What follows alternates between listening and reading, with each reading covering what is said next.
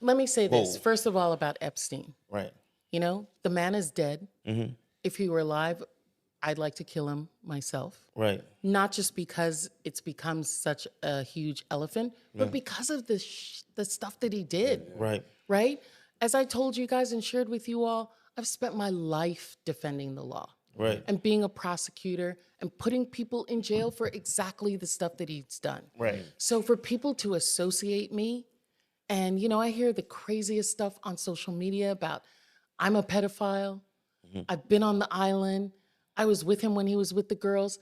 That is such lies that it goes against everything that I am. Just need a big bag, a big bag.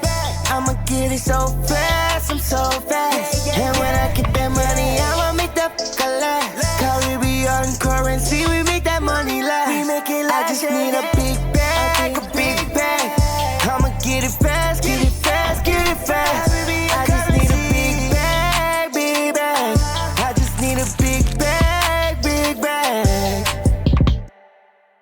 Welcome to another episode of Caribbean Currency, where Caribbean culture meets financial literacy. I am your co-host, Kyle, and I'm here with my co-host. Sometimes I'll just jump straight into the guests, and I'll forget my co-host, but we walking through that. Right. So I want to shout out my co-host, Redman. Redman, what are you saying?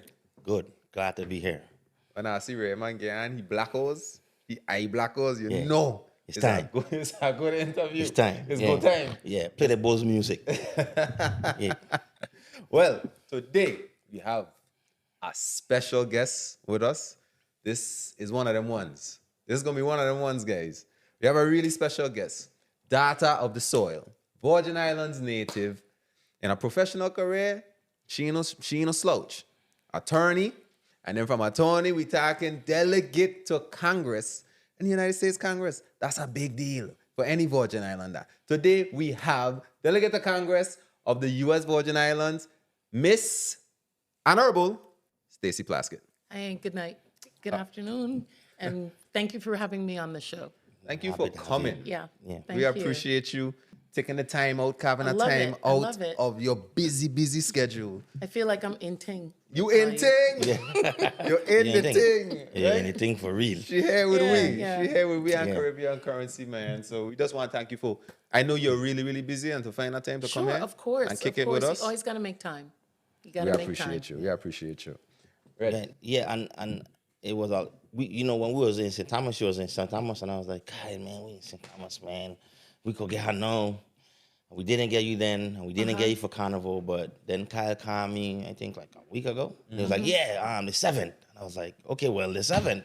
You know what I mean? So we're happy to have you here. We have so many questions, but more so want to know who you are. Yes. Because for most of us, if we don't know you intimately, we just know that you are an attorney Right. and you went to Congress, but we don't know your background and Right, how you're right. rooted and Right, stuff like that. right. And we think it's important for everyone to know that part Sure. about you. You know what I mean? Sure. One Like of the, look, off air, I was talking to you about, yeah, who are your children, where Right. you grow up. Exactly. It tells you so much about a person. it does. It does Yeah. tell you so much about a person. But also, most importantly, me and Kyle always say this, like, we grew up in Parliament, Pearson Garden, and it was very,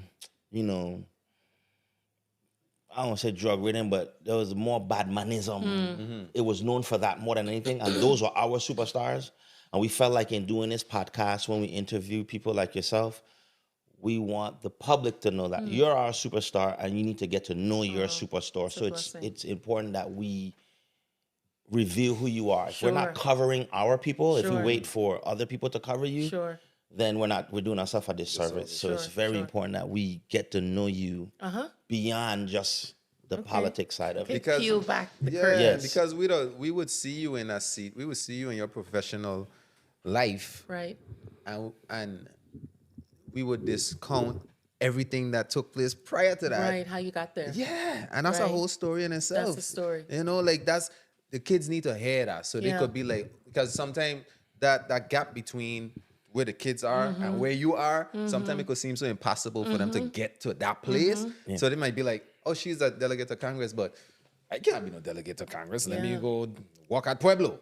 know. So that's why these conversations are super important. So Sure. they could identify and see themselves in us and Sure. see that, yo, we from the same place. Yeah. We take the same steps that you took. Yeah. It just took discipline and a lot of self-determination to get where we Sure. are. So I Sure. really appreciate you Sure. here with us Yeah. once again. And we're going to jump right into it, man. Yeah, let's start from the very beginning. Okay. You were born, I was born in Brooklyn. yeah, In Brooklyn, in the house in Bushwick. yeah, Both of my parents are from St. Croix. yeah, They came to New York in the 1950s. They were part of that wave of Virgin Islanders going up there. Wasn't a lot of work in St. Croix. And so they were older siblings that were sent up there, find a job, send money back home. right, And it was a big but close community of Virgin Islanders. Really interesting because in New York, other communities, other groups have like their neighborhood. Virgin Islanders were all over the city. We would go up to the Bronx, go up to other places with other Virgin Islanders. But Redman, like I was telling you, my father was a New York City cop for 30 years Oh, nice. and never lost his accent Really. because they always put him in neighborhoods with other Caribbean Caribbean people. people. And my parents' house, they didn't mess with too many other people except Caribbean people. That was their, that was their world. Yeah. right. And that's what I was around. There were times when things got bad. And I was saying that, my mom and I went back to St. Croix and lived in St. Croix. I lived in Kennedy. Now they call it a housing community right there. Used to be prestige condominiums. Yeah, then. yeah, that was Yeah. nice. That was good living. That was Right. good living. Lived with my grandmother in Kennedy, and my grandfather lived in Golden Rock. So you could go walk from Kennedy the back way down to Golden Rock and go to my grandfather's house. And that was our world. Both my parents they call them hillsiders. Yeah. In Christiansted. And, the people who came from Hillside eventually moved Sign Farm when they were building Sign Farm, Mamba Jew, Anna's Hope, Right. those areas. Nice. What's important that you said that is important for me is that my kids are born in the United States, but they have this special connection to home because their parents are from home. Right. So Both their parents? both of us are from Okay, home, right? okay. So it's I'm happy that you're able to say that. So then when they see it, Yeah. they feel, oh, so here's another Virgin Island Yeah. that was born away but has a connection to home and is invested in home. The way that they are invested in home, they want to be home, they want to know home, they want to go to the beach, they can't wait to tell somebody like, oh no, I'm from the Virgin Islands. You know what I'm saying? Right, So right. growing up, we didn't know too much second generation Virgin Islanders abroad that got prestige. Yeah. So now this is cool for my daughters to see that there's a path for me to be successful and go to school in America and then still be able to connect back to Sure. the island. So I'm Sure. happy that. There's That some part's people told. who try to give you shade. Yeah. If you're born in the States to Virgin Island parents, like you ain't really a Virgin Islander. Yeah. But for me, both of my parents, we go back to the 1700s in the Virgin Islands. Like, Right. I don't have anywhere else To go. consider home. Yeah. I don't have any place else to consider home. Right now, we live in town in Christiansted. Right. And it's funny because my youngest, my daughter, she was complaining about, we live near the graveyard. Yeah. And she's like, oh, it's a little creepy sometimes at night, mommy, because we're so close to the cemetery. And I was like, Talia, that's all your people. Yeah. They ain't gonna mess It's with you. filled with all your people going back, great, great, great, great grandparents. Yeah. It's all you. Yeah. This is you. Yeah. Right. You could have your child, Redman, you could have your child anywhere in the world. Right. They'd still be a Virgin Islander. Right. Right? Because that's what you put inside of them. That's their home. And I saw my parents sacrificing in New York to send money back home, to support people back home. I can remember people living in the house with us, because my dad was a cop, I said, right? Right. So if you were really smart, Yeah. you could come and live with us. You go to school in New York or whatever. But if you were really bad, you came and lived with us too. Right. For my father to deal with you for like a year, Yeah. try and straighten you up, and then you go on to do something else. So it was like, it was a pathway Right. New York was just a pathway. Just like for many people, Atlanta, it's a pathway. Houston, the other places where Virgin Islanders are, Orlando, you know, that seems a big one. That's Tampa. a big one. Yeah, big Tampa. one. Yeah, True. definitely. You mentioned that you were living in the States in New York and things got hard and you had to go back. Yeah. Talk a little bit about that when you say hard. Like, what you mean? You know, my parents, you know, they worked really hard. They both had high school education. They were sacrificing. I always thought that I was sent home to learn the culture, to be with my family. I didn't realize that they were sending me home so they could work Right. and not have to worry about me, so that they could work overtime, work double time, work a second job. And so my mom wasn't really working, didn't have a great job. And so they decided, you know what? My dad can work more hours. We can downsize where we live in. And me and my mom can go and live with my grandmother in Kennedy while that's going on till, you know, things get stabilized or whatever, find what's happening and then go back up. But, I didn't grow up wealthy. I grew up and when you talk about Pueblo, you know, I've had all kinds of jobs. Right. I worked in my worst job, I would say, is dishwashing. Yes, sir. In a restaurant, right? Yeah. Being a waitress, cleaning house. Yeah. I have cleaned people's house as a way to earn money while I'm in school or whatever. So, you do what you have to do. You do what you have to do. When you made it home, how long did it take for you to get involved in the I'm from East and you're from West rivalry in St. Croix? How long did It's it crazy bring you because into that? when I moved to St. Croix, it was 2004. I live west. Right. I live in Frederickstead, and we lived in Frederickstead for a long, long time. Yeah. And I see the rivalry, but to me, I'm just so happy to be home right. that it didn't really bother me. And it's so funny because, I worked in Christiansted, and my boss was like, the law firm I worked with, he was like, Stace, you don't want to live, in a nicer, I'm not even going to say neighborhood, Right. this area, that area. And I was like, no, I live in LaGrange. I want to wake up and see my people, Right. I'm working on a case early in the morning, like 4 or 5 o'clock in the morning. I can hear people walking. Right. They call out to you Yeah. while they're walking in the morning when they see a light on, family Right. inside, Right. So I know the rivalry is there and it's real, Yeah. right? Same with St. Thomas, St. Croix, St. John. But for me, I'm just happy to be a part. Nice. We had Governor Mapp in the same blue chair as Funny. you. Do you know I knew him as a child in New York? Really? I was Yeah. about to ask you that That's because where we were going. because he was a cop in New York too. And he was born in New York. born in New York, And then yeah. went back, got So into he would do the politics. opposite. So because of his mother's work, he would go to St. Croix for the school year Yeah. and then come to New York in the summer. Right. And that's how he was raised, like doing that opposite time. Right. But because our communities were so small, the Hewitts were his mother's family from Rattan. Yeah, Rattan, yeah. Was very close. His one of his aunts, Drusilla, was like a second mother to my mother. Right. And we would be there for, pick her up for church Nice. with the grandchildren. Shout out to Nikki, one of the granddaughters, who's a really good friend of mine on St. Thomas now. Right.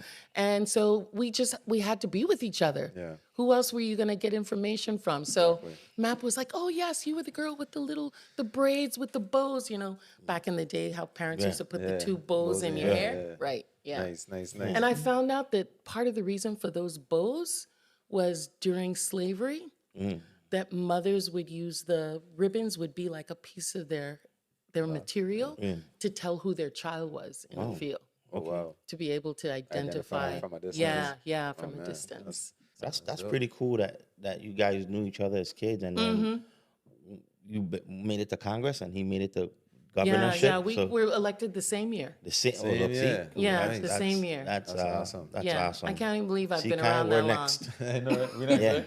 long. I can't even believe I've been around this long because, I had no intentions of being in Congress for it's almost 12 years.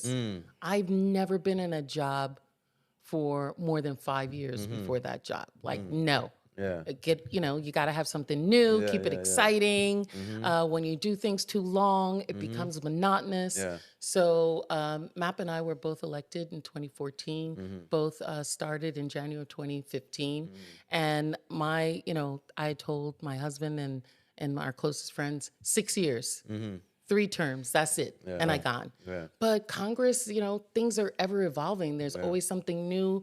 New things happen, things change. Keep it interesting. I got elected. Hovensa had closed in 2012. So it was all about how do we grow the economy. Right. And then we had the storms of 2017. Right. Then you had a pandemic, Yeah. Right. It was always There's something something new. pulling you back in. Yeah, right? yeah, something to keep what it you say interesting. In the Mafia movie, every Yeah. time I try to leave, They try pull to me keep back pulling in. me back in. Yeah. Before you went to politics, you were a lawyer, Right? attorney. What was a driving force that took you in that direction? Into politics? No, to be an attorney. To be Yeah, an and attorney. what kind of attorney were you? Wow, like I said, I've done a lot of things. Like I said, my dad was a policeman. My mom worked in the courts. When they dated in New York, their dates used to be night court in New York because it was free. Right. So you go and you watch the courts, and then they would go down to Chinatown, they said, and have like a meal. And I was just always around the courts. I'd get home, I'd leave school and go to my mom's job, or my dad would be talking about what he was doing. And I wanted to be an anthropologist. Is that crazy? No. No? You wanted to see dinosaurs. You wanted to No, find, not what that, archaeologists. not archaeologists. An anthropologist who studies culture, who studies people. I went to Ken, guys. I just want to say I went to Ken. I want to see you No, here. no, man. Embarrassing me. It's similar. I wasn't It's I wasn't similar. gonna It's guess similar. and lie I went to you. Ken. Right. He So went to Ivana Idora I went to- Ken. listen. It's his alma mater. No, man. That's what There's he went. brilliant people coming out of Ken. I don't know about that. People. Brilliant people. I wasn't one. Brilliant. And let me tell you this, right? Like I said, I grew up in housing. What's a dinosaur? Plenty of people smarter than me Right. just didn't make it. Yeah. Didn't make it out. Right. But you know that. Yeah. Plenty of people smarter than Yeah, man. all of us sitting For here sure, right now for sure. that just didn't get that chance, didn't get that opportunity. No, so I wanted to be an anthropologist and study people and how they live and cultures. I went undergrad to Georgetown. Right. I was in the Foreign Service School and thought, well, this is kind of a way of doing it to be a diplomat, right? Be engaged with people. And I worked for Ron DeLugo Nice. for a short while right after Hugo. Right. I was there. And decided to go to law school. Everybody had told me you should be a lawyer. You move like a lawyer. You think like a lawyer. And really, the law teaches you logic and how to get from one argument to another, the logic of things. And I'm one of those people. I loved law school. Oh, Like I really enjoyed law school. I went to law school at night because I was not I took 2 years off before I went to law school. I had children. I worked during the day. I had a full-time job. I went to school at night. I had 3 kids by the time I graduated. I had my 3rd son, my 2nd year of law school. Yeah. And I love law. And my first job, I got an offer to be a prosecutor in New York. Okay. And that's what I did for a number of years. I did narcotics prosecution in the Bronx. And the Bronx DA's office, it's its own little world. Yeah. So think about it. You've got young people in their 20s. It's like 300 of us. Yeah. You got night court. Yeah. You got night complaint room. We get out of court at 2, 3 in the morning and we go to the club. Nice. You got 24-hour duty where you're going to crime scenes. You're with the cops. You're dealing with evidence. I had at any point in time 90 cases that were ready for trial. Any day a judge could be telling me any of those cases are going. You're working all the time, but you're young. Yeah. It's exciting. It was a really exciting place to be. And for me and a lot of the other particularly Black prosecutors who were in that office, we really saw ourselves as protecting the victims, but also ensuring the cops were doing the right thing also. Right. Yes. That they're not just picking up whomever. Yeah. Yeah. You know, I've had plenty of times where I had to take cops into a separate room, like separate them out. Y'all's stories don't make any sense. Right. This is not jibing. I'm dismissing the charges. I've had instances where I've had to, you know, someone is a victim. I think I'm charging one, then I'm charging 3 and 4 other people for other Okay. things and letting that first one go because we're the line of defense to make sure that not people go to jail, Yeah. but that justice is done. I'm glad you talked about that, right? Because there's a stigma against any Black person being a prosecutor, You're right, right? right.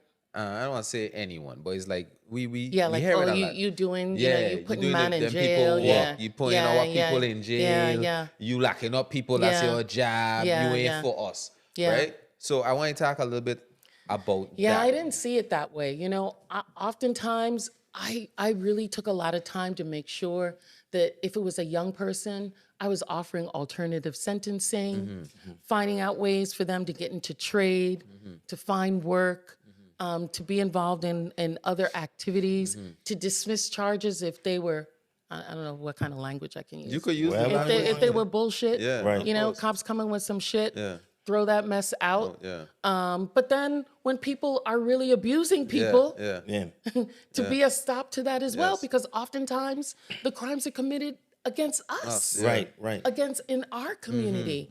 And I can remember particularly when I would have young men who were, you know, I'd worked at some kind of alternative sentencing, making a point of talking to them and being like, look, I don't want you to say no one ever gave you a chance. Yeah.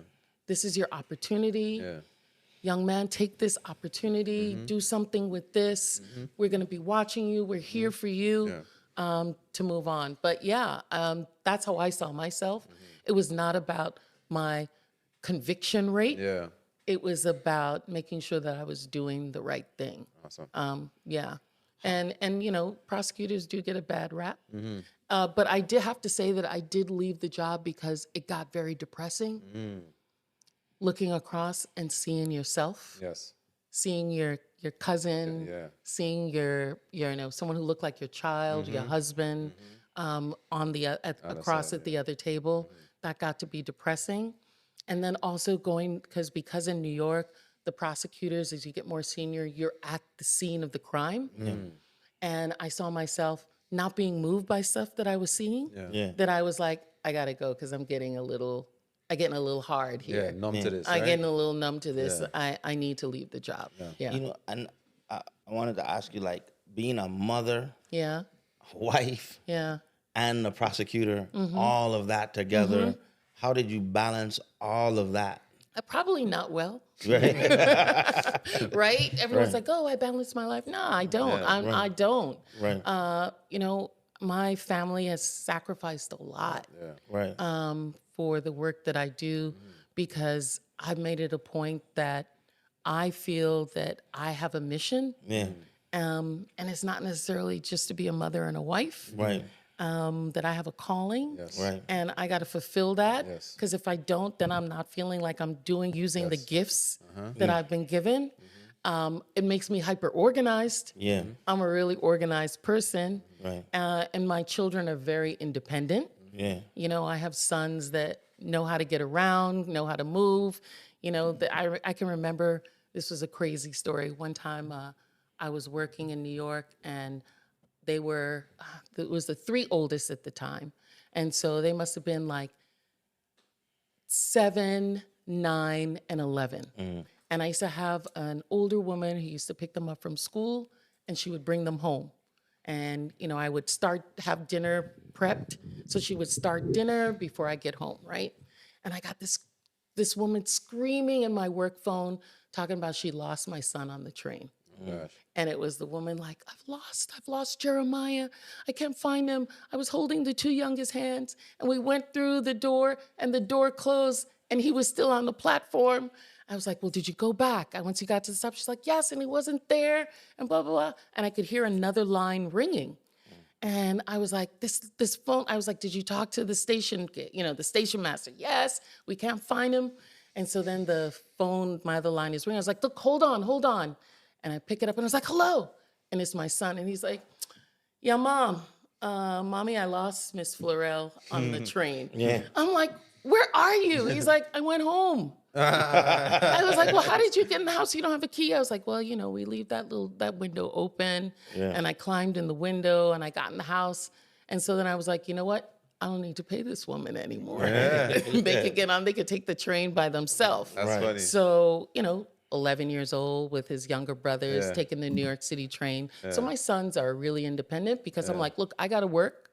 I work long hours. Yeah. I've never had a 9 to 5 kind of job. Right. And you guys gotta up your game. You gotta be on it. Yeah. And hopefully, I told them they have to live to their potential. Yeah. But I want sons who are also gentlemen in their communities, but ain't no punks. Yeah, exactly. Right? Yeah. Know how to No handle pushovers, themselves. yeah. Right. Yeah. It's funny you just mentioned that he find his way home. He had a key, and the window opened a little bit, and he get inside the house. Let me share your story. Oh, you did that too? Let me tell a story about when something similar happened to me and this guy. So we grew up in Fairson Garden, right? This is my cousin, right? My grandmother is his aunt. So we leave from his grandmother, which is my aunt. So his grandmother lived down the side in Pearson Garden, which is Building 3. I live up the side, which Who's is Building older? 12. He by 1 year. By one Okay. year. Okay. So his grandmother sent us to my grandmother because she was leaving. So we going down there. So now we gone to the house. It's a Sunday. My grandmother off on Sunday. She'll go to church and then she home. So we gone upstairs. We knock on the door. Nobody answer. Knock again. Nobody answer. This genius. She ain't home. Let's climb the long wall and go in the house because she ain't home. makes And she sense to answered me. it. It makes sense It to me, didn't make Redman. sense to my grandmother. No, it didn't. So I say, you sure you want to do that? Because I know my grandmother home. The man, she ain't home. Let's go climb the long wall and go inside the house. Right. So, well, the time it took us to go back down the stairs and outside and climb up the long wall to get into the house. We coming in the house from the kitchen, right? Who is sitting down right at the door? Right, the table is right by the door. So you have a chair right there. And she watching us coming from the balcony in the house. She said, you can't be telling people and showing people how to come in get my in the house. That's what I doing. Yes. That's So what we I did. showing Yes. people How to steal how to from- get in my house. Yeah. Go get it belt. Yeah. That We was come it. in the house. She make us march for the belt. You gotta be first. I got beat first guy's house. That's our grandson. yeah. And then he got beat after, right? And you know what that crazy woman do? Send us back out through the long wall, go Yeah. back outside, and then go back by his My grandmother. right? And tell her nobody was home. Yeah. Yeah, man. We never do that stupid stuff again. We Yeah. didn't do that retarded But stuff see, again. his building is like right on what we consider the top. The top. So everybody that Everybody, congregate yeah. right Yeah. there. So they're gonna watching. see- So they're watch us, watching. yeah. You know, we kids, I ain't we thinking think about that. I ain't about take that. that far. You know? We just trying to get inside. And then again, this in New York City. Right. You see what I'm saying? Where you probably see if I inside and outside, Yeah, right? yeah. So this Pearson Garden, we know all these people. Yeah. So Yeah. like, if we were to sit downstairs for a We would've couple been minutes fine. till our You'd have been grandmother come, we fine. would have been okay. The guys would have watched Yeah, out for we you would've been fine. anyway. Of course, you know. Yeah, and watch then out that's for you what- anyway. The guys is our uncles. Yeah, they're your people. Exactly. Listen, Right. I had talking about people watching out for you. I lived west, right, for years, and one of my sons, I won't say which one because I don't want to blow his spot up, was another brother called and was like, "Mommy, you know I ain't no snitch, but so and so." He's smoking way too much weed. You need to deal with him. You need to deal with him. He's not going to class, blah, blah, blah. this time he's a High school. he's a prosecutor No. now? This is in private practice on Okay, St. okay, Croix. okay. We live on St. Croix. So he snitched. We live in West, right? He ain't no snitch, but he snitched. But he snitched. He Okay. was like, I think you guys failed. So he was like, but my rule is unless someone is gonna destroy property or destroy themselves, I don't want to know. Right. Don't be snitching on your brother and sister. But Right. unless you feel something serious is gonna happen to them. So anyway, I found the contraband and all of that. I tell him, ask him where he got it from. I march him to the fish market west. Now, I don't know if you guys know, Redman, I used to have locks. Yes, I remember. Yeah, all past my waist. Yeah. So, Really?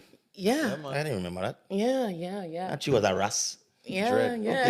Okay. It was a dread. Okay. So I went up there and, I had to be like, this one for me. Yeah. Don't sell him anything Nothing. anymore. Yeah. I don't want him up here. Yeah. And he said later, like years later, he told me he would go back and they would be like, what? You're trying to get us in trouble? Trouble, yeah. And Right. Get that's what from I'm gonna here, ask. get from here. When you press them like that, how receptive they was to that? And they were like, cool. And that speaks to Cool. the beauty of our people. Yeah. Because other people would have take that as offensive. Who this woman, so I gonna sell to whoever I want. Yeah. Right. No, they were like, okay, we get it. This is a Yeah, mom that yeah. don't want her son Yeah, doing this, yeah. so I gonna respect that. You know? In our time, I think there were like really bad criminal people, but when it came to like respecting your elders, Yeah. dealing with people, parents, they had that. Yes. No, I don't know about now. no. Yeah. They cussing you out. Yeah, they cussing out They want everywhere. to shoot you. This thing got a chip and a button on it. In my time, the guys that were tough, it sounds old, right? Like in my time, in my day. whatever. Like a dinosaur. Yeah, a little while ago, a couple of years back. Let's change it to that. So it's neat to hear those stories where you, a well-to-do woman that's in the community, could march your son up to the fish market, which at that time I know West was and still is one of the tougher areas of the Yeah. island, right? And they respect you enough They to say respect like, that. okay, Yeah. cool. I'm like, look, this one is, he's going somewhere. Yeah. And that son is doing really well now, Yeah, right? yeah. And I don't know, he may not have been if his brother hadn't. Exactly. Yeah, How much longer yeah, would that take yeah. before he take a joint that was laced with something? And I then see we a go lot of again. that. Yeah. I see a lot of that with young people. Yeah. I have some friends, that's happened too. Who convinced you Mm-hmm. to leave private practice And go run. and go run for Congress? But it went Go from ahead. private practice to prosecutor, though. So no? I was Or a what that? How did prosecutor. that- And then, man, I had so many jobs. I was a prosecutor in New York. I moved to Washington, D.C. I worked in private practice for a little bit in New York. Worked for a group called McKinsey and Company, doing management consulting. They broke off, started a group. I'm going to show my age. This is during the dot-com bubble Nice. that I was involved in this, doing mergers and acquisitions. Nice. Then moved to Washington. I was counsel on the House Ethics Committee, investigating mismanagement, ethics violations of members of Congress. So you was doing that as So before you even Yeah, before got you to get to Congress, Congress. Yeah. you already around the Yeah, house yeah. and involved. Nice. Right. Okay, right, that's okay. See, right. this is why the Investigating interviews yeah, are for. exactly. Because Yeah. I didn't even know you was on a Yeah. council prior to Yeah, being I the was a congressman. counsel on the Ethics Committee in the Capitol. Mm-hmm. And then September 11th happened. And George W. Bush was elected. This was right after his election, September 11th happened. And there was a ramp up at the Justice Department. And I got a call and I went to the Justice Department. And I worked, I was a Republican at the time. Nice. And I got Nice. appointed in the Bush administration. Yeah. I was the highest ranking Black woman at the Justice Department. Right. Nice. And I worked for the Deputy Attorney General. I worked for a really amazing man, Larry Thompson, a Black man from Atlanta. Awesome. Then I worked for James Comey. Okay. I was on his staff. I worked on the Victims Compensation Fund, like how do we compensate the victims' families from September 11th, the surviving families. That's similar to the weaponization fund. No, I'm joking. Yeah. That's We'll that- get to that's that, true. right? Then I worked on, terrorism litigation. Yeah. How do we, litigating against the terrorists. And then I went to the private practice. I worked at United Health Group Okay. as their deputy general counsel, a Fortune 10 company. And I walked into my boss's office and told him I was moving back to the Virgin Islands. So you made that move back to the Virgin Islands before you know you were running, or Yeah, like, so had it no was a clue. spirit thing. It was a It was, moment. and he was like, "Well, why are you going back? You're from New York. You won't be happy there. You can't move there. Yeah. You know, you're like this all Yeah. the time." And I was like, "Nah, you know, all the sacrifices that are made by my parents, by my grandparents, aunts.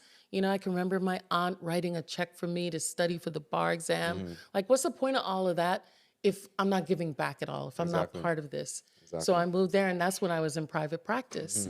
And the way I ended up running for Congress is I kept complaining in the House about, you know, could be doing this in Congress, we could be doing that. I've seen this done in Washington. And finally, Jonathan, my husband, and two of my sons were like, "Look, you need to run or be quiet. Right. Do something or be quiet." You're back home now. Yeah. You're making all this noise in the house, hotting up our ears with all this noise. Do something about it or be quiet. Right. And I think it was because, you know, we were always involved in a lot of different groups, you know, volunteering in different organizations, sitting on boards between the two of us. But politics was also always in the house. My husband, Jonathan, he worked at the legislature. We always campaigned with other people. My uncles were involved in the first collective bargaining agreements, Really? working with the unions, organizing cane workers, being involved in too many campaigns, Farrelly, moving on. You know, one of my uncles is mentioned in Earl B. Otley's book, Really? you know, discussion about politics. So politics was always around. Yeah. But, you know, I always thought that the people, when you look at the Oval Office where the president is, I always found more interesting the people sitting on the couch with the pads than the person who's actually elected. Like the person who's writing the policy, coming up with the ideas, that's who I thought I was more than the person who's elected. So I always tell people now, you know, I don't see myself as a politician. I see myself as a public servant who has to be elected to the position to do the job. I just want to do the work. That's really more. I campaigning. I mean, I love going out, like roadside campaigning, early morning, canvassing, going to people's homes. I love that part. I hate the debating and the vitriol and all of that. Like, come on, let's just get to work, let's just right? get to it. I Let's feel get you. to it. I feel so. You know what's crazy that you mentioned that you move back home, leave a fluffy life in New York to come back. In DC. In DC, sorry. Yeah. To come back It was home. very nice. To West. I'm sure a nice life that you carved out for yourself through hard work and dedication. But it wasn't. But home is where the heart is, It right? was missing. Something was missing. Home is where the heart is. Yeah, So you yeah. come back home, and while you were there, you saw a need and you got involved to fix that need. Our good friend, former Senator O'Reilly, we had on our podcast. Nellie. Yes, Nellie. You know, there was Nellie and I also, this was before either of us ran. We used to have this thing periodically at her home on Sundays. Back then, you used to get the New York Times. And it was so expensive when it came to St. Croix that we would be at Nellie's patio table with the New York Times, and like 6 of us And sharing it. sharing the paper while we're making like brunch. That would be our brunch. That's awesome. Yeah, That's yeah. awesome. So she got slammed online because she said, "Listen, Virgin Islanders living abroad. We need you guys to come back home. Like, we need you here. We need you here." And then in social media fashion, come back home to what? To no power and high gas and high all of this. And the part that everybody misses is this part. Yeah. How can it get fixed if the people that are capable of fixing it aren't coming back home to fix it? Sure. I mean, And it's never listen, nobody, ain't my problem. You fix it, then I gonna come back home. No, It don't I work don't think that there's. way. I think there are some of us who don't feel like that, right? We also don't feel that there's a place for us. Yes. That we're accepted when we come back home.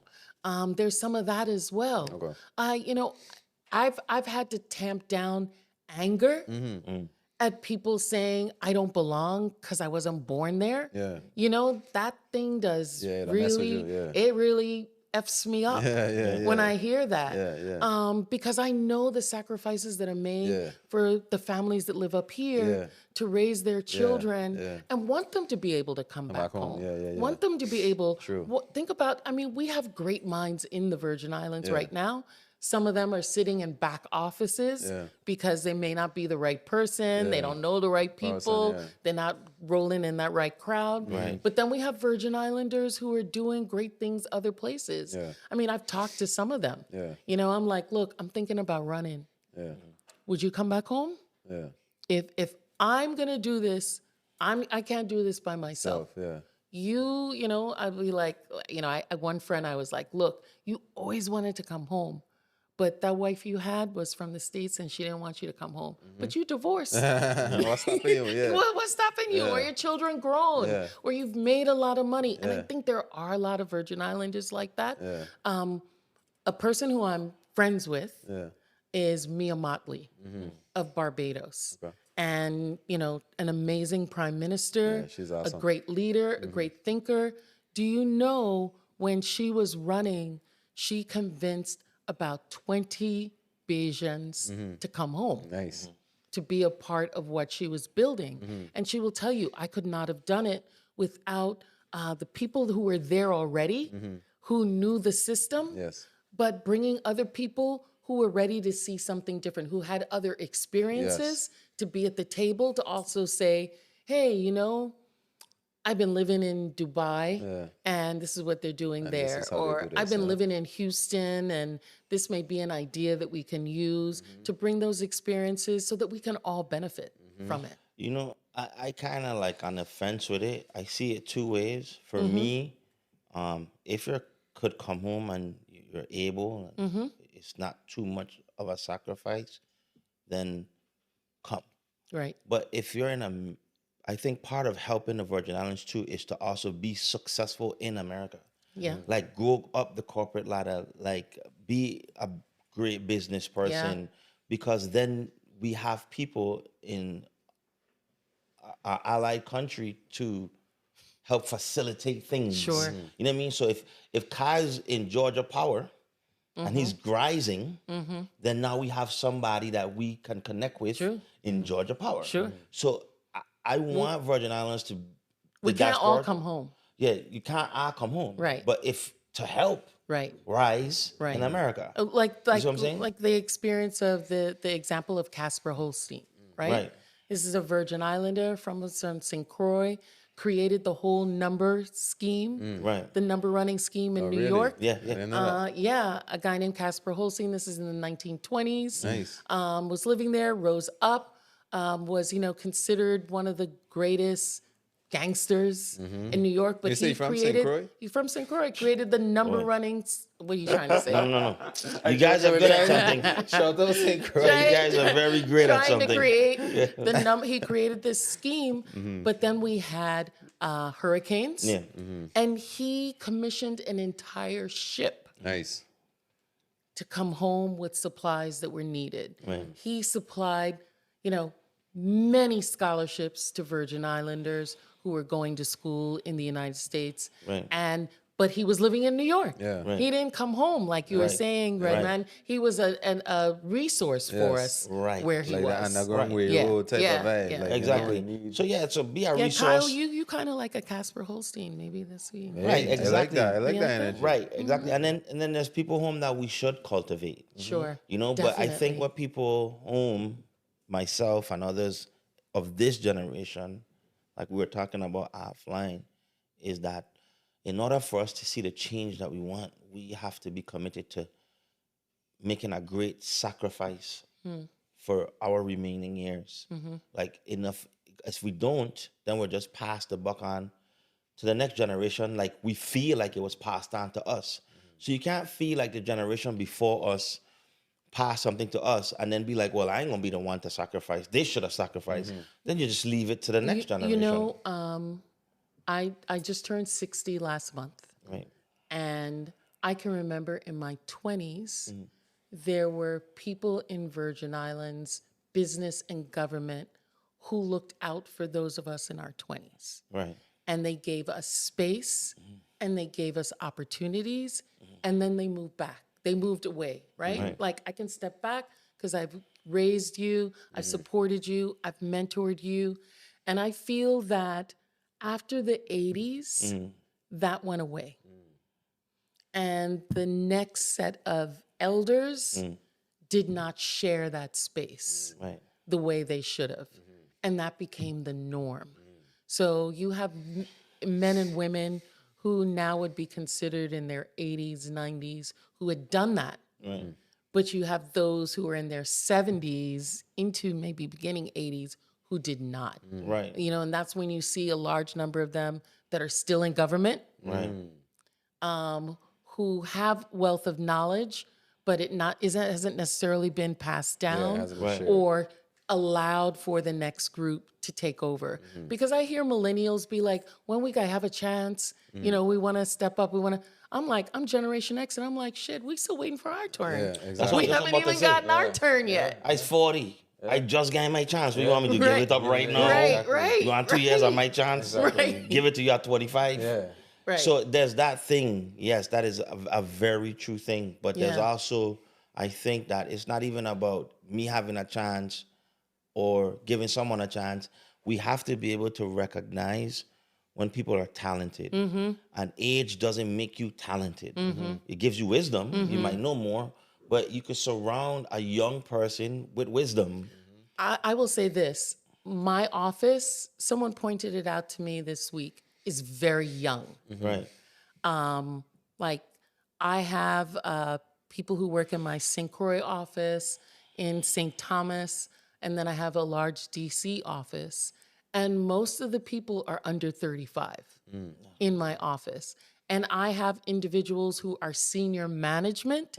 I have one that hasn't even made 30 yet. Nice. Right. That is in senior management in my capable. office. And capable. Right. And call them up 2:00 in the morning, like, yo, I need this. Can you get this together for me? Right. They're like, got it, boss, done. Yeah. Because they're creative. Yes. I love that creativity. I love that energy. Yeah. But they're also willing to learn, Yeah. Right. to accept criticism, Yes. to take instruction, Yeah. and to adapt to that. And I think that, you know, that's the sign of growth and leadership, is having those kind of qualities. Yeah. Yeah. I think my greatest quality is grit. Great. Grit. I was thinking about that the other day, like what is the word that would define me? It's grit. Discipline, Yeah. perseverance, right? And a doggedness to get stuff done. Yeah. I think that that's what I have in spades over other people. I love it. They tell you, be quiet or get involved. Yeah, Got involved. I did. I ran and I lost. Oh, you really? Yeah. So you run the first time and you lose. Yeah, it's the best thing. Tell me It's a little the bit about best thing. You know, you're working hard, you're doing what you think you're supposed to be doing, and you lose, Yeah. right? And that can break you or it can make you. It's something I never want to feel again. that. Yeah. You know, that feeling of rejection, Yeah. that feeling of you put everything out there and you didn't get through. And so it's caused me to work harder than everyone else. You know, I've always say nobody is going to outwork me. Yes. Nobody is going to outwork me. Nobody on my team, nobody on that other team is going to work as hard as me. I got to be the last person putting a table back together, pulling garbage. Yeah. That's going to be me. I'm going to be the first person up thinking about how something can be done, how can we do it better, you know, being on that corner. Yeah. If it's just me by myself handing out stuff, I'm going to do that. Definitely. Because I want it more than anybody else. My name is on there. Definitely. And it's just not my name.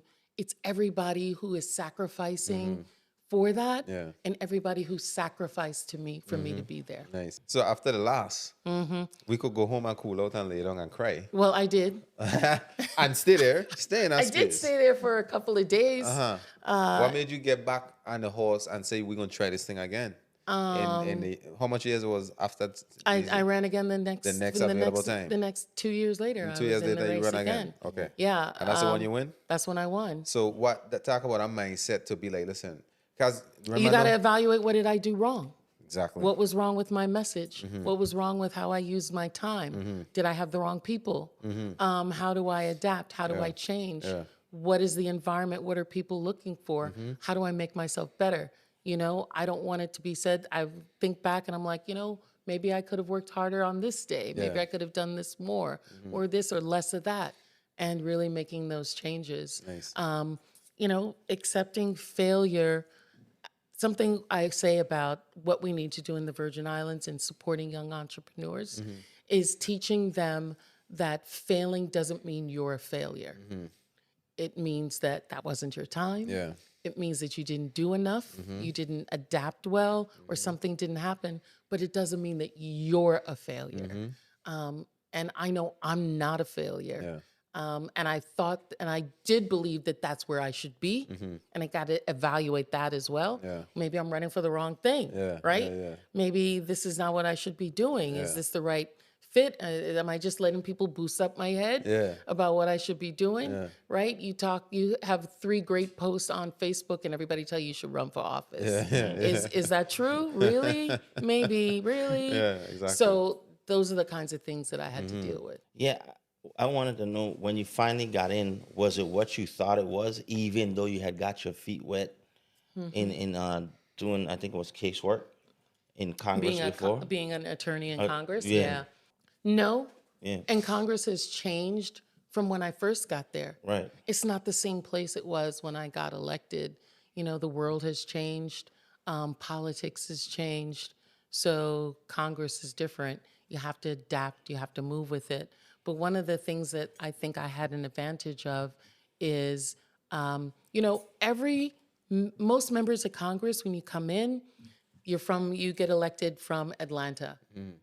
There are 15 other members from Georgia for you to work with, to support you, to build you up, for you to collaborate with. You're from New York, it's like, you know, 30-something of you. You're from California, it's almost 50 of you from California. You're from the Virgin Islands, you're by yourself. Right. Dude, you by yourself there. And you got to be someone who can work with multiple groups of people, adapt and change, and identify who's for you, who's against you, changing allegiances, creating different kinds of allyship. And I think that I have a background of being able to do that. Being a Virgin Islander, growing up in New York, you're kind of an outsider, right? I went to predominantly white institutions. Right. And having to be able to adapt and code switch and move between different worlds. You know, I would go to school with white kids and then, you know, fight with them because they said something out of the way that was related to being black. Right. And then you go home and somebody in the neighborhood got challenge you because you go to a private school, right? So you got to adapt to that. You got to, you know, pop off and get jumped or jump somebody or something like that. So being able to change and move was something I did well, which was required for someone who does not have a built-in group of support in Congress, a system. But Redman, you know, when I got to Congress, Republicans, Democrats had drank together, had dinner together, worked on a lot of things together. When I leave at the end of this term, that's rare. Right. That's rare. If you have those relationships, you are like hanging on for dear life for that. Working secretly to keep a friendship with someone. So let me ask this. As a congresswoman from the Virgin Islands, and again, I'm from Ken, so forgive me if I get this wrong. For lack of a better term, you don't have as much say-so or power as the other people from Congress in the 50 states. Right. To a Virgin Islander, what would you say, like, what does your job entail? Like, what do you do? Like, what do you advocate for? Or how does that even...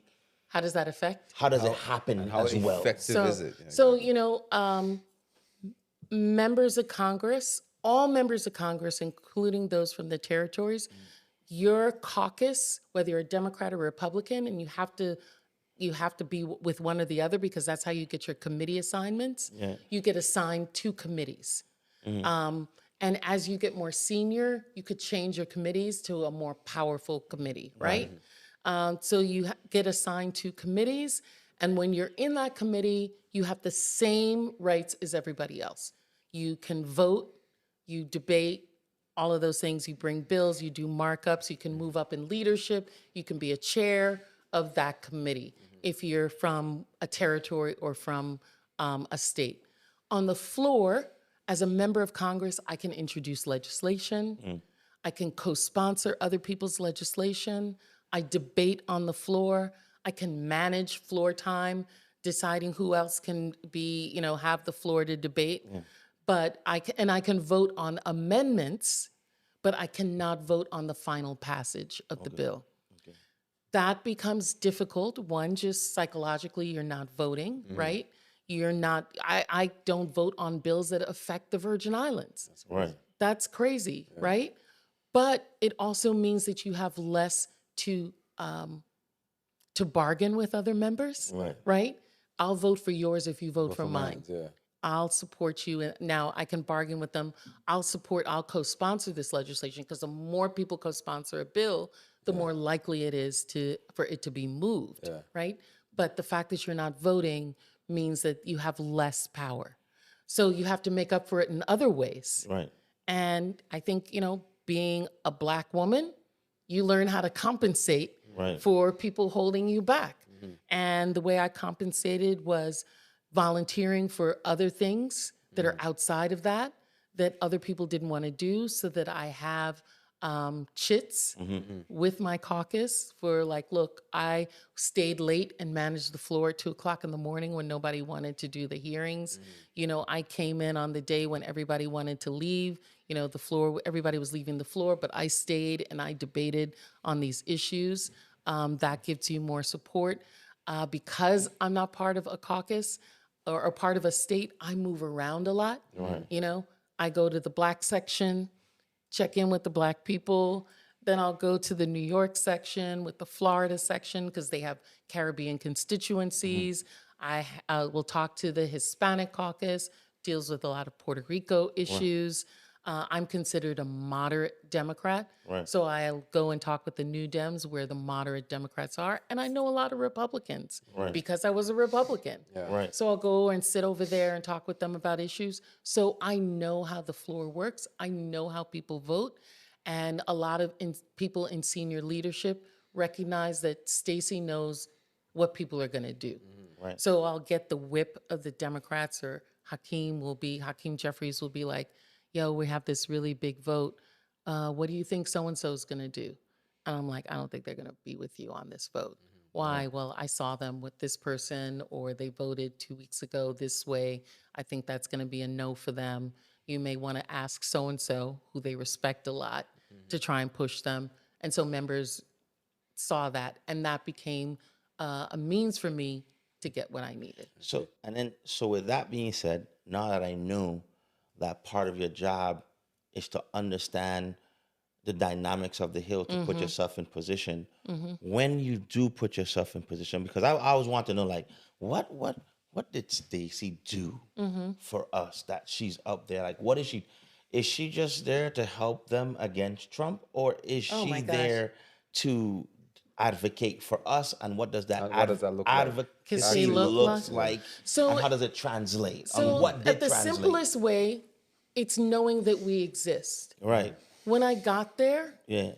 no shade on anybody, Right. but when I got there, members from territories didn't really be on the floor when they don't have to vote. Talking about what am I doing there? When I got there, it was very evident that a lot of times people didn't know about the territories. We were just forgotten, not included in things. So being even on the floor was a reminder to people that we existed, that we were there, constantly ensuring that we were included in legislation that we had people had not remembered. A lot of times members from the territories, if there isn't amendment votes and they're not voting, they just don't go. Right. So I go on the floor whenever there's votes. So if it's 2:00 in the morning, I'm there. I may not be voting, but my presence there lets people know that the Virgin Islands is in the house, that we need to be counted. And then based on committee assignments, that's where I can be involved in advocating for the Virgin Islands. My first two committees were oversight and agriculture. I was on the agriculture committee for 6 years. Right. And people don't realize that agriculture is not just about agriculture, it's about nutrition. All of the Meals on Wheels, you know, school lunch program, food stamps are dealt with in agriculture, but also commodities, biotechnology, and utilities. So rural America was electrified through the agriculture department. And so making sure that we have the support that we need in those areas was part of being on agriculture, increasing the amount of funding that was coming to the territories. And through my work and engagement, and people saw that I was a serious member, I got put on the Ways and Means Committee. So Ways and Means is the only committee that's actually outlined in the Constitution. Right. It is considered the most exclusive committee in Congress. Only the most senior people are put there. People fight for years to get onto Ways and Means.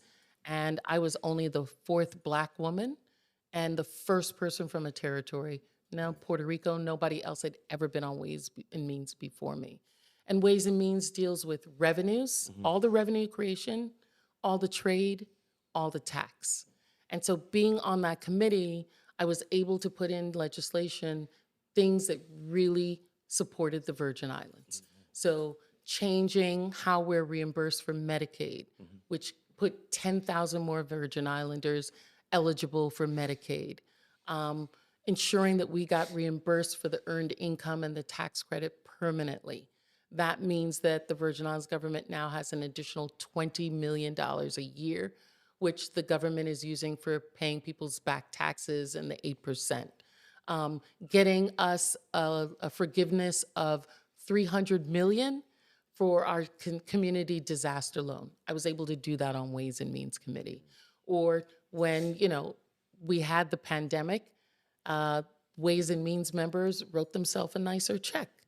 And so the Virgin Islands government got over a check from Treasury for over $560 million, and getting our schools $200 million during the pandemic. But, you know, my job is to bring the money, but it's not to spend it. Spend the money. And that becomes the frustrating part of the job. Well, I appreciate you explaining that to me, because I always wondered, like, what did you do? You know, like, what did, and like that I could relate to, that I could touch and say, Tangible, right? Tangible, Right. I didn't know. I Right. really honestly. A lot of it is like resources and funding. I mean, things that for me personally made me feel great doing was, you know, now St. Croix is considered a national heritage area, the entire island of St. Croix. There are only 61 places in the entire United States, and that can bring more tourism, more dollars, more support. It can be used for an economic development. Just recently, I had a study put in the agriculture appropriations to start developing deep sea farms so that we have farming that happens in the ocean that can be used for exports. So it doesn't go into our, it doesn't compete with our local fishermen, but we could have like an actual fish packing where we're growing snapper out in the ocean. That's then hauled in, it's packed, it goes to Miami or other places or up in the States, up the Eastern Shore for doing that kind of work. So creating resources and ideas and movement on ideas that have a federal impact to them. That makes sense. I'm glad that you really clarified the position as opposed, because some people could just go up there and be like, well, this is as far as my power goes. I can't do X, Y, Z Yeah. without Well, finding you know, the that's workaround. that's like how our life is as Black people. Yeah. As Caribbean people, is being limited and people telling us what can't be done and us finding the workaround. Yes. You know, I'm not defined by someone saying, oh, you know, and people will like to throw shade. They're like, oh, she's just a delegate. She can't do anything. She doesn't have a vote. No, I'm going to make this something. Yeah. I'm going to make this bigger than what people think it is. And this is how I'm going to do it. That grit. I'm going to be there. I'm going to show up. I'm going to be engaged. I'm going to be the one who's read the bill greater than anybody else so that I can advocate, so I can change the law. I mean, changing the law so that after the storms, a lot of people said this couldn't be done. And even now my good friend Kenneth Mapp, right? When he was the governor at the time, we got into a dispute about how much money to ask for the rebuild. And I was like, look, we could get a lot of money out of this.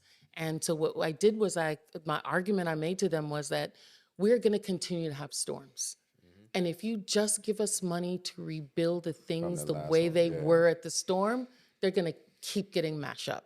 So you need to help give us the funding to rebuild resiliently and to harden these systems, because financially that's more prudent to do than just keep giving us resources. And so the law was changed so that we get funding. We're the only place that gets funding to build as things should have been at the time of the storm, rather than how they were at the storm. And that's what's given us that exponential money. And that was work that I did in Congress, just tweaking that law, but that's being a lawyer, right? Changing the law a little bit that allowed us to get that money. And those are the kinds of things that I look back and like, yeah, you did something, you got some stuff done. That's awesome. Two parts I'm gonna go to real quick here. I could imagine how frustrating it is fighting for all this funding to get it, hand it over, and then watch it either one squandered, not being used, not being put in play. Yeah. Talk a little bit about what that does for you and how you've been handling that, especially when it comes to, because the different branches of government. You're right. And it's frustrating because I see people's frustration. They come to me with it about, oh, you say you got this money, but I don't see it. I don't see it. Did they spend the money? Did they spend the money? And I think what's worse to me is that it's not that it has been spent wrongly. It's that it hasn't been spent, right? And it's sitting there waiting to be spent. And we're in almost 9 years from the storms, right? And, giving grace, because we are not a location that had the capacity to spend that as quickly, right? But not hearing what the issues are, that communication, not talking, not sharing, like, look, these are our issues, this is the problem, this shouldn't be done. And in particular, there's one program called the Envision program.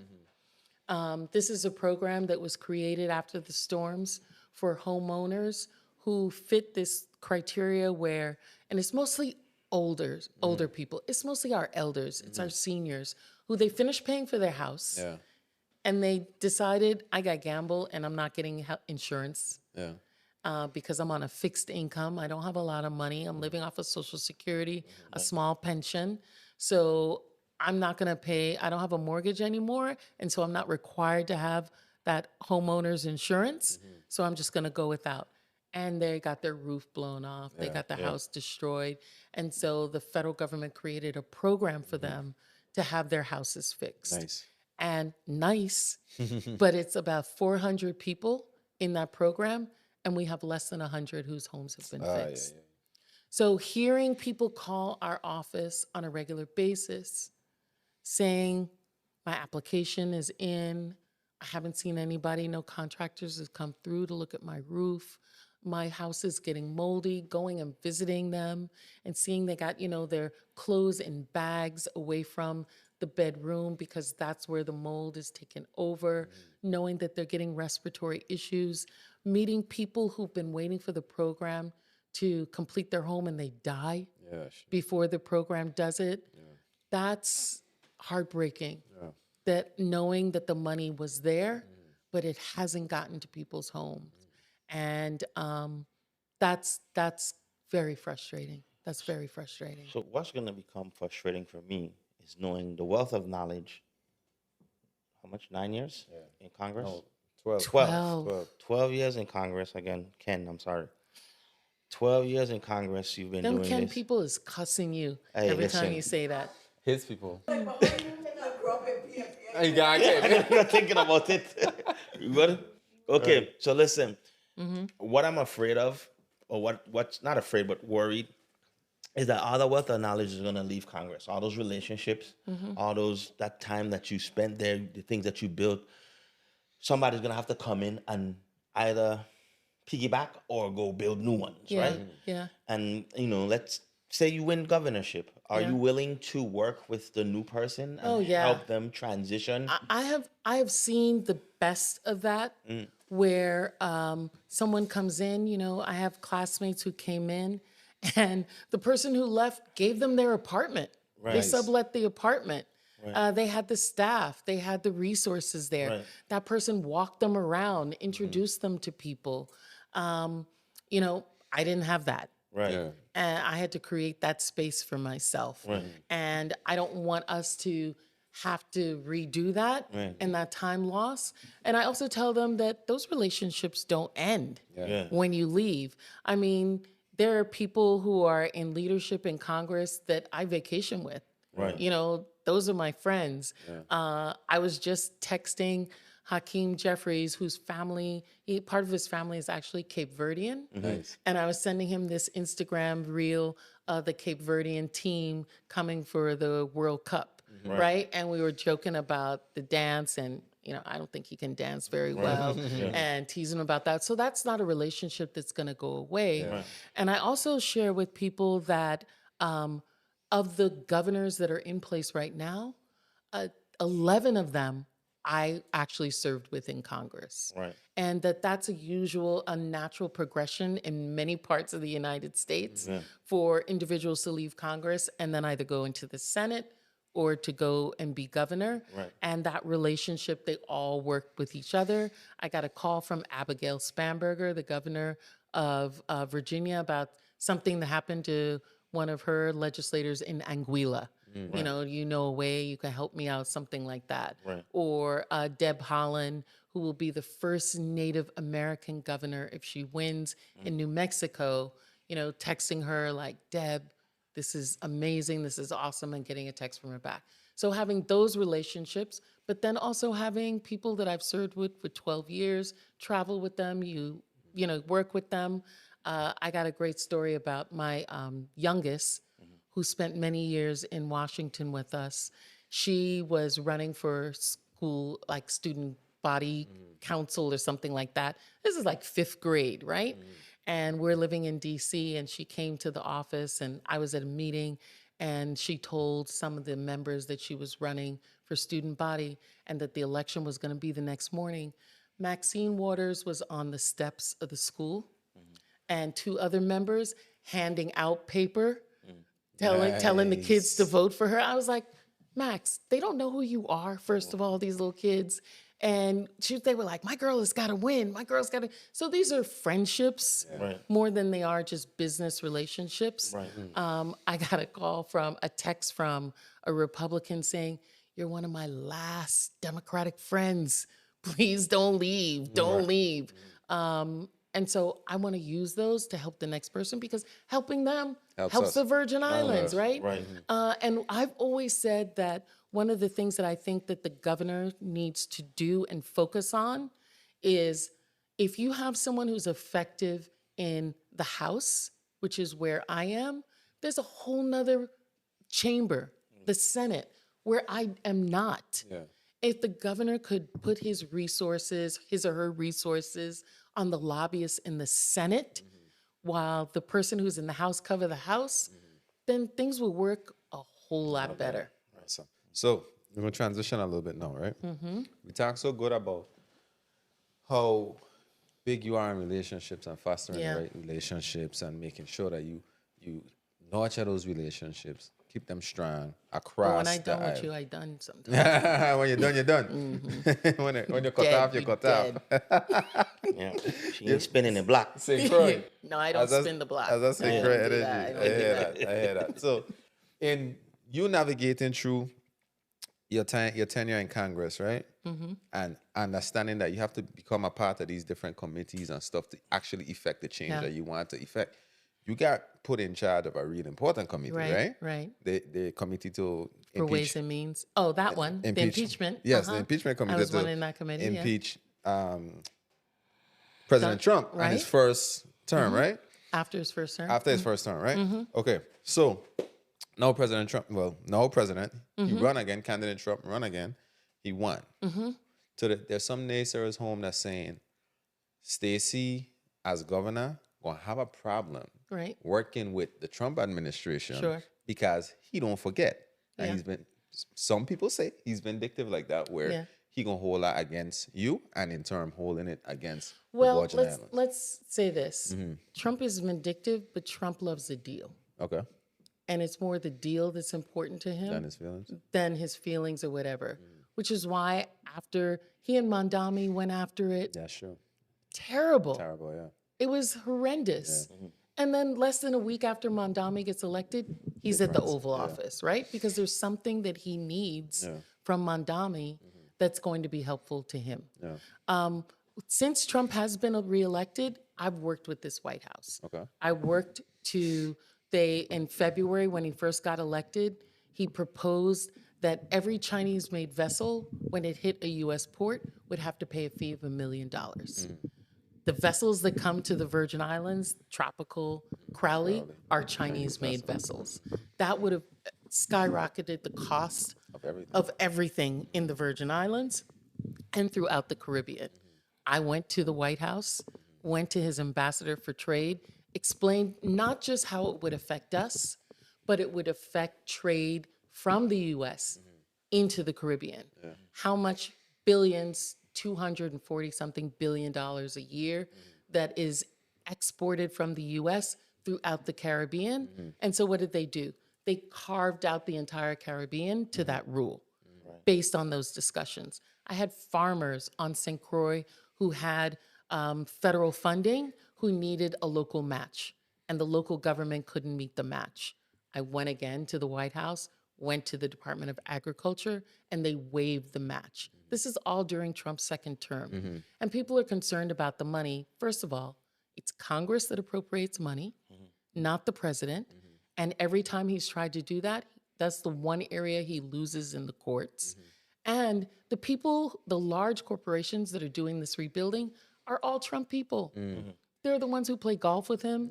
They're the ones who are his donors. He's not trying to take their money away to be vindictive to some small black girl in a location with 80,000 people. He wants his people to get their coin. And so I don't see that as an issue based on what has happened in the last several years. And then as well, and one of the things I didn't share with you is that I sit on the Intelligence Committee as well. The Intelligence Committee is, we're in a room with in a skiff where all of the confidential information, national security issues go on. And everyone on that committee is appointed by the Speaker of the House. Only the Speaker, who is a Republican, decides who's on the committee at the end of the day.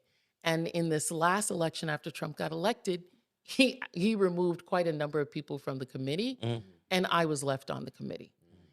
For a day or so, I was like, oh man, I wonder if I'm going to be knocked off of the committee. We'll see if there's really some friction or whatever. And I'm still on the committee. Right. I'm still on the committee. So, I think that that's a fallacy that people are saying. I understand that people are concerned and people want to wring their hands, but we should be more concerned about us spending the money and who's going to get the money spent than we should be worried about potentially someone being vindictive.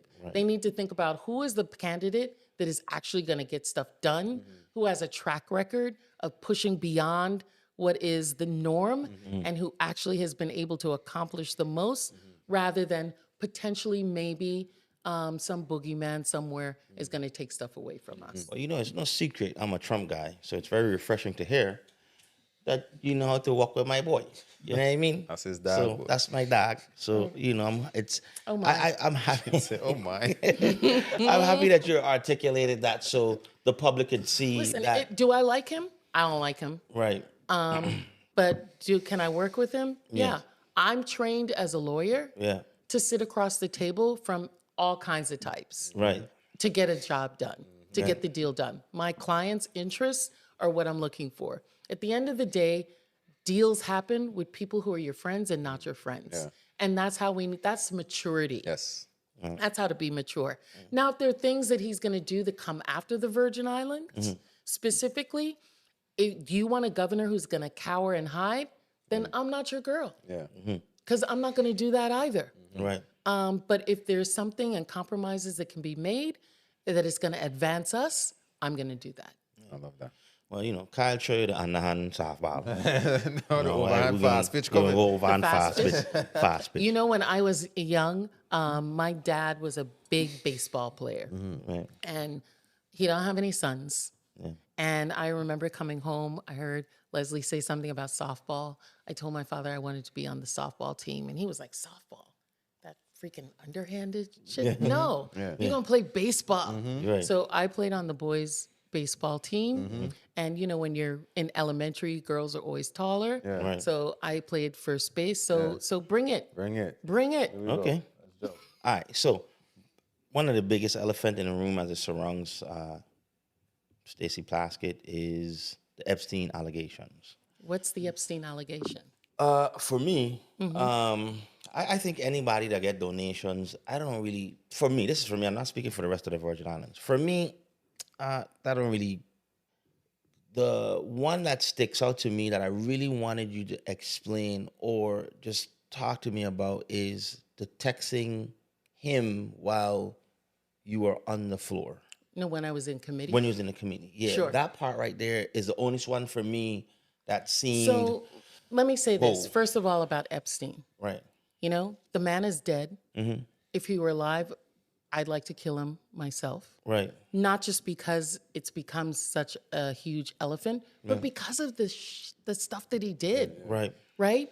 As I told you guys and shared with you all, I've spent my life defending the law. Right. And being a prosecutor and putting people in jail for exactly the stuff that he's done. Right. So for people to associate me, and you know, I hear the craziest stuff on social media about I'm a pedophile, I've been on the island, I was with him when he was with the girls. That is such lies that it goes against everything that I am. Now, in retrospect, taking a contribution was probably not the best thing to do. Right. You're in a campaign, you need resources. His money was not illegal, and so I took contributions. And a lot of people took contributions from Epstein during that time, whether it was nonprofits, whether it was the other candidates that are running, whether it is, you know, whomever. People around the world were engaged with this man. So when I text him to get information about your boy Trump, he was not indicted at the time that I did that. And I was like, yo, he knows this man. There may be information he has. I can get this information to be able to trip up Michael Cohen. And if you see the actual hearing, when I questioned Michael Cohen, my questioning changed the entire dynamics. And people started going after Michael Cohen. Because not just what Epstein said to me, but what other information I had been gathering was the one that allowed us to really dig into what was the heart of what Michael Cohen was doing with the president. So as an individual, my campaign took money. I gave that money back I actually didn't give the money back, but I gave the same amounts to nonprofits in the Virgin Islands, to the Women's Coalition on St. Croix, and to the Family Resource Center, because I felt they did work that contradicted the crimes that he did. And my record is transparent about what I took and what I didn't take. And did I communicate with him? So did world leaders around the world. When I found out about his indictment and all the depth of what that man was doing, I didn't have anything to do with him. I appreciate the explanation.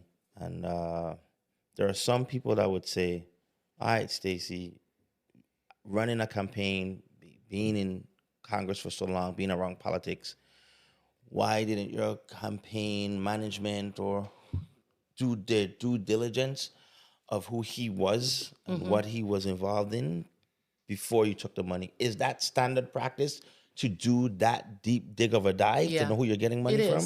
It is. Okay. And for us, the dive was, is this person under indictment now, right? Or is this person's money illegal? Like I personally don't take money from tobacco companies. That's like a personal thing for me. When I was at the Justice Department, was involved in the tobacco litigation. And I know what they do in marketing to Black people and marketing to children, so I don't take tobacco money. Right. But the money that he made from his business was legal. And so my campaign was like, okay, this money is fine.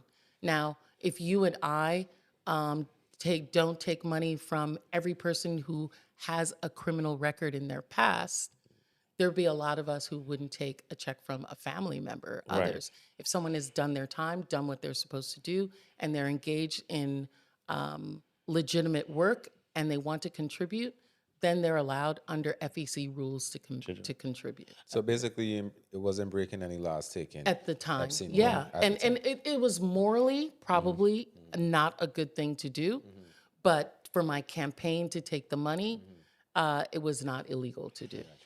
So, And every politician in the Virgin Islands took money. right. And what's also interesting is that there are people running for governor right now who took exponentially more money than me, and no one has asked them anything about that money. Yeah. They have not responded to the money that they took. They've not been questioned about. I've seen in the Epstein files wire transfers over $70,000 to someone running now. Wow. And no one has asked that person about that. They have not said anything about that. And I don't think that they gave that money to any Yeah, church. get them on the blue So, sheet. so for me, the ticket money part, I'm not hard on you on the ticket money part. Well, a lot of people are. Right, I didn't understand. So I just wanted you to answer that question for them. them, I was more concerned about the The speaking, the communication. texting, the communication. right. So that cleared it up Look, for me. to me, he had information Right, to get Donald Trump. right, And, as a former prosecutor, right. I talked to narcotics, yeah. to Drug criminals, dealers, to drug dealers, to to get that everyone. guy, It yeah. doesn't mean that, I go and drink with the person What was it? afterwards or whatever, $2,500. that I took. Yeah. Over the 2 elections, 8,000. Okay. Right. So I don't think 8,000 could bribe you to do anything for Epstein. So that's why for me. But that's also something, Redman, that is wild to me. Like people are like, oh, she took that money and then he's going to do this. I'm going to give up my bar license for $8,000. Yeah, so that's I'm going to why- give up all the sacrifices that my Right. family and kids did for $8,000. Yeah. That's crazy. Yeah. So for me, that was like, I don't care about that because, and again, like you said, people do time and they come home and they want to be involved back into the society. So what we're Yeah. going to say, they can't contribute Yeah, but to a that man was campaign. reprehensible. Right. And I didn't think that the $8,000 was, no, I get the nature of his crime. It's morally abhorrent to some people. To most People, right? So Yeah. I get the public's feelings about it, but again, I just wanted to know the other situation because that it makes it seem from the outside looking in how they presented it. It made it seem like he's in control of Stacey. Yeah, it's always a white Right, man they in control tie of it a in all black together. person, right? Right, They're yeah. always in control of us because we can't think on our own. Right. So it has to be some white man with some money telling us what to do. Right. Stacey can't think on her own. She has to be controlled by somebody else. Right. And that's kind of an insidious thing that we also have going on, that we can't think on our own, that we have to be told. There's this belief that no politician, no individual is their own leader, is their own mind, has their own thoughts. Listen, I've had people who have given me money and asked me to do things and have written them their check back. Right. Like, look, that's not who I am. Or they say, I gave you X, Y, and Z amount of money, and now you need to do this. I'm going to give that back to you. And Recently, that probably was more than $8,000. no, it was less. It was less? It was Okay, less. okay. And, it was the first, because I'm only allowed at a certain amount. Oh, okay, yeah, 8,000 that's was over Over 2 the election amount of years. cycles, Okay, right? gotcha, But then gotcha. I've also had Virgin Islanders even recently say, I want to vote for you, but I need you to sign something saying you got to get rid of X, Y, and Z person in my agency. And I'm like, you can't tie my hands Exactly. Right. to what I'm going to do and not do. Yeah. It's the same thing. Yeah, that's the same right? energy, right. One is someone with money and someone is with a vote, Yeah. thinking that they can control you. And what I want you to do is look at the totality of who I have been, Right. look at my past work, judge me on that, and then judge me by where are we right now and what I'm presenting that I want to do and who's the best person to get that done. So now that that's out of the way, let's talk. Is it? Yeah, for me it is. That was the question I really wanted to I'm know. sure I'm going to see some more AI videos of me with him. You know, they don't have anything else to talk about, fine. so that's what they're going to do. Yeah. So, and this is another thing, right? Before we transition, I can come right back to remember what you want to say. So, like, when you ask people who are running, this person running, that person running, Stacey running, well, man, she gonna get me because of this Epstein thing, right? We really don't. Well, I don't want to say we. A lot of them don't know what actually took place. That's why I said, what is the Epstein Exactly, allegation? and I'm glad you asked that. Yeah. The check, because like they don't even know what happened. He went on an investigation. They released emails, and everybody ever emailed during that time, Right. they were showing like what. Which include the last 3 governors. Yes. In emails, conversations with them, yes, the last 3 yes, governors. Yes. All kinds of politicians were involved. The man lived here. Exactly. He was lived on an island on St. Thomas, voted here at the Virgin Islands, was here before I got here, had a business here before I came back home, and was involved. But the other thing I would also say to people regarding him is that I'm the only politician, the only person who's been named in this, that the lawsuit that the victims brought, they dismissed all the charges against me. Yes. Not the court on a technicality. The victims okay. dismissed all the charges against me Yes. because there was nothing that I had done. There was nothing that I influenced him in. Yeah. There was nothing that I did for him. There was no involvement of me with him and his activities, or even me giving him tax breaks so that he could do X, Y, and Z. None of that was proven, and the victims themselves dismissed the charges. So if the victims in a court of law can't find anything, people are just making up stuff. Agreed. And that's why I wanted to give you the floor to get off of your chest. Is there anything else? Well, there'll be people who pertaining- ask me the same thing again, Yeah, but at least they could send them this Caribbean currency clip. We that asked about to it clip here up first. Really, really good. And they're about to go viral. Yeah. And you could be like, what? I don't answer that already. Yeah. Watch it here. Click this. Yeah. Right? You're late to the party. Exactly. So, like I say, before we transition, I just want to make sure, because I'm sure it's very frustrating. It is. When you know your intentions, you know what you've done, you know what, paths you've took to get where you are, and then to get undermined just by Right? Like, I don't want him to be my legacy. exactly. Right. Because of all of the work, all of the sacrifice that I've done, the things that I was telling you, Redman, that I've been able to accomplish, to be a Black person in Congress, to be a Black woman, to be a Caribbean woman, representing the Virgin Islands on the greatest stage, having laws pass, having members come to me for support, bringing resources back to the Virgin Islands, and all people can talk about that I've done is I received some money from Epstein. That's not what I want after all the years of work, not just in Congress, but throughout my legal career and my life. Exactly. Yeah. Exactly. Perfectly understood. We get it. So hopefully we could put the Epstein thing to rest, or you could replay this clip on Caribbean currency over and over and over. A million times would be preferred. And over. Yeah. And just run it up because she answered it already. So if anybody asks you again, and you, hey, guys, send me the clip. I'm gonna send it to you one time so you can play it. Definitely. Okay? All right. Yeah, I want to get into governorship because that's you're running for governor. Sure, yeah. With Milton Potter. With Milton Potter. Shut up, Milton. Man, Milton. At least it's in Chajenga. Because I had a hard time with that one. That was rough. Remember when I did a comedy show? Yes, that's why I laughing. What I happened? did do a comedy show. And you know what? I appreciate, you know about my comedy shows. Yes. I appreciate you in every sense of the word, right? So we did one not too long ago. He forced me and I was like, to listen. do stand-up comedy. I did want to not do stand-up one time. Okay, well, I you think should I could pick do her some next. stand-up. I gonna hold you to that. You know? Yeah. I gonna hold you to that. Yeah, but he forced me to And do I it. was like, dog, I need you on my comedy show. And he was like, why I never do no stand up? I was like, bro, you got what it takes. Let's do it. So the man take the stage, right? And the governor, It was Brian Brian, Fostom. yeah, Brian Fostom, and Brian were there. And he was front and center. And he on the stage. And he said, shout out the governor in the house. We have the governor in the house. He said, I just want you to know, me vote for you, Yeah. He said, not because I don't agree with your policies or, it's just because who you pick as your lieutenant governor, I can't pronounce his name. Yeah.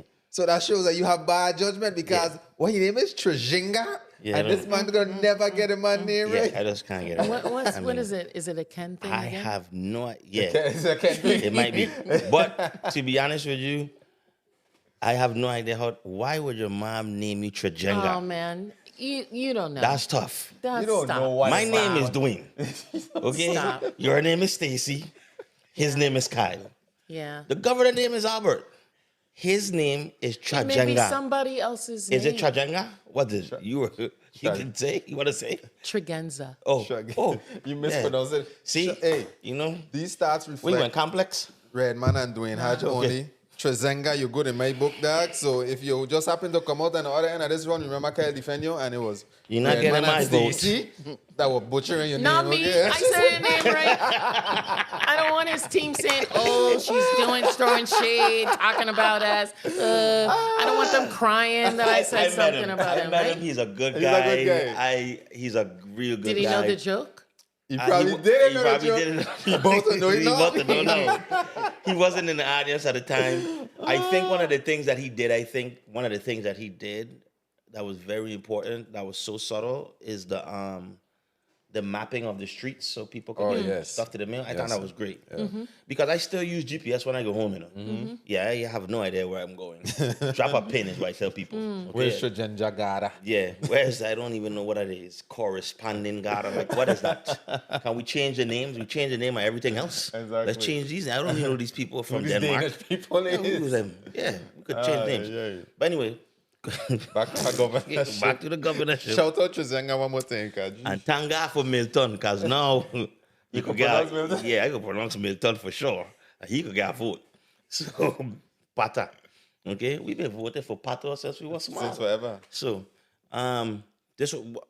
let's talk about governorship because it's very important. Let me ask you this question before we take our deep dive into this. Sure. What is the number one issue, from your perspective, for Virgin Islanders that is central to your team and like what you want to tackle? Sure. Well, it's really three. It's healthcare, Yeah. Ooh, thank you. education, Thank you. and cost of living. Okay. Economics. Yeah. Cost of living entails not just the price of things, but energy as well, because that relates to economics, how businesses are be able to be conducted. You know, Kyle, there's never been a study done on the economic loss, the opportunity and production loss to the loss of energy, right? How much have we lost in productivity Yes. due to power outages? So I think it's those three: healthcare, education, and cost of I living. want to say this real quick. I'm very happy that you didn't jump out and say WAPA because it's like the easiest thing to say. Yeah. And I'm really happy that healthcare is one of those. Education is another one because my mom, she's a principal. I come from a long line of educators, and that's very important. And I think that, like you said, energy costs wraps into the economy. yeah. And I think that when I listen to some of these candidates speak, and they speak so passionately about WAPA, it just almost feels like to me that they're pandering. It's red meat. Right. Low hanging fruit. So for you to bypass that, and it start says with a lot to me about you and the vision, and it doesn't change just because it's a hot topic Crises of the day. happen, right? Things go on, but you still, and you have to pivot and deal with them. Right. But you still need to tackle the things that are systemic and that intertwine with so many other areas. Right? People are not living in the Virgin Islands because of healthcare. People are dying and we're losing productivity because of healthcare. Right. So we have to deal with healthcare. We've got to build these hospitals. After the hospitals are built, CMS says that they will then utilize the built hospitals as a starting point to then change the TEFRA, how we get reimbursed from Medicare. We need to be able to bring new doctors and nurses. Our That platform don't leave. That don't that don't leave. Right. Well, that's why I was going to say that we have something we call Practice in Paradise, which is a program that cuts across not just the nurses, but teachers, police officers, firemen, EMTs. How do we bring those people to be these professionals in these areas? We've got to look at student loan repayment. How do we support them in student loan repayment? That's huge. How do we give them sign-on bonuses? How do we bring housing? There are other communities that say, Dwayne, you would like to Time be out. You want to name him Dwayne? No, man. Red man. Thank you very much. Red man. There we go. There we go. You want to be a teacher in our jurisdiction. We want you. We can pay you X amount, but how we're really going to incentivize you is that we have these townhouses. You will be paying rent for 5 years, and after the 5 years, it's turned over to you, and you're now paying a mortgage, and that becomes your home. You get equity in that. You can move on. So creating these kind of mechanisms to bring and incentivize nurses in particular. How do we paying doctors competitively? How do we create the Virgin Islands as a center, a regional center of excellence, using digital, using telehealth to be able to have specialties?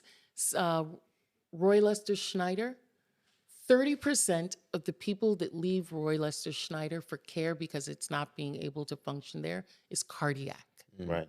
When we had a cardiac center at Juan Louis that's now defunct. Right. So those are the things that we need to be thinking about to be able to create scale. Our hospital system loses $35 million a year. We have a 14.5% cost. Where does losses come from? The hospitals are losing cost because of uncompensated care that comes in, because of lack of insurance, because of the supplies that are needed, and lack of having the appropriate amount of nurses or whatever. We have young people that are graduating from our nursing program at UVI that go and be traveling teachers to traveling nurses, and then come back to the hospital as a traveling nurse, which is a higher fee that we're paying than if they had been there, but we're not paying them at the appropriate rate. So all of those things need to be worked together along with creating behavioral health, right? Mental health facilities, transitional care for our elders. We have more people living longer. We've got to take that seriously because we're losing money on the back end because we haven't put in the capital on the front end to take care of the needs of the people of the Virgin Islands. So I have two questions for healthcare. Okay, good. We still on Right? healthcare. Because we've been on healthcare for Yeah, not a long time, but Yeah. there's many questions for healthcare. Yeah. It's big for us, right? Go ahead. Two-part question. First question, should there be private hospitals or public hospitals? Because I know with public hospitals, you can't deny anyone if they don't have insurance. And then if they don't have insurance, you can't cover costs, right? You can't turn them away, so you can't cover costs. You got to deal with them for free. So should there be private hospital? And then what about healthcare tourism? You know what I mean? Right. Because I feel like instead of somebody from Martinique flying out over to Miami, What, why BBL? for- Where they can't... Oh, sorry. no. I thought that's where you were going. My bad. That's Dominica. I mean Dominican Republic. My bad. Sorry, Where did you come Dominica. St. Thomas? No. Oh, St. Let's Croix. do nip and tucks. Let's do nip and tucks. Yeah. But yeah, why can't they fly Sure. to St. Croix or Right. St. Thomas to Well, get Well, here's that extensive here's care? the reason why they can't. But here's what we could be doing for that. The first part of your question was Private, public Private, healthcare. I think it should be public. We have a small population. We have individuals that need the care. We can get it done. Right. I think we're halfway there because we have new facilities that are going to be built.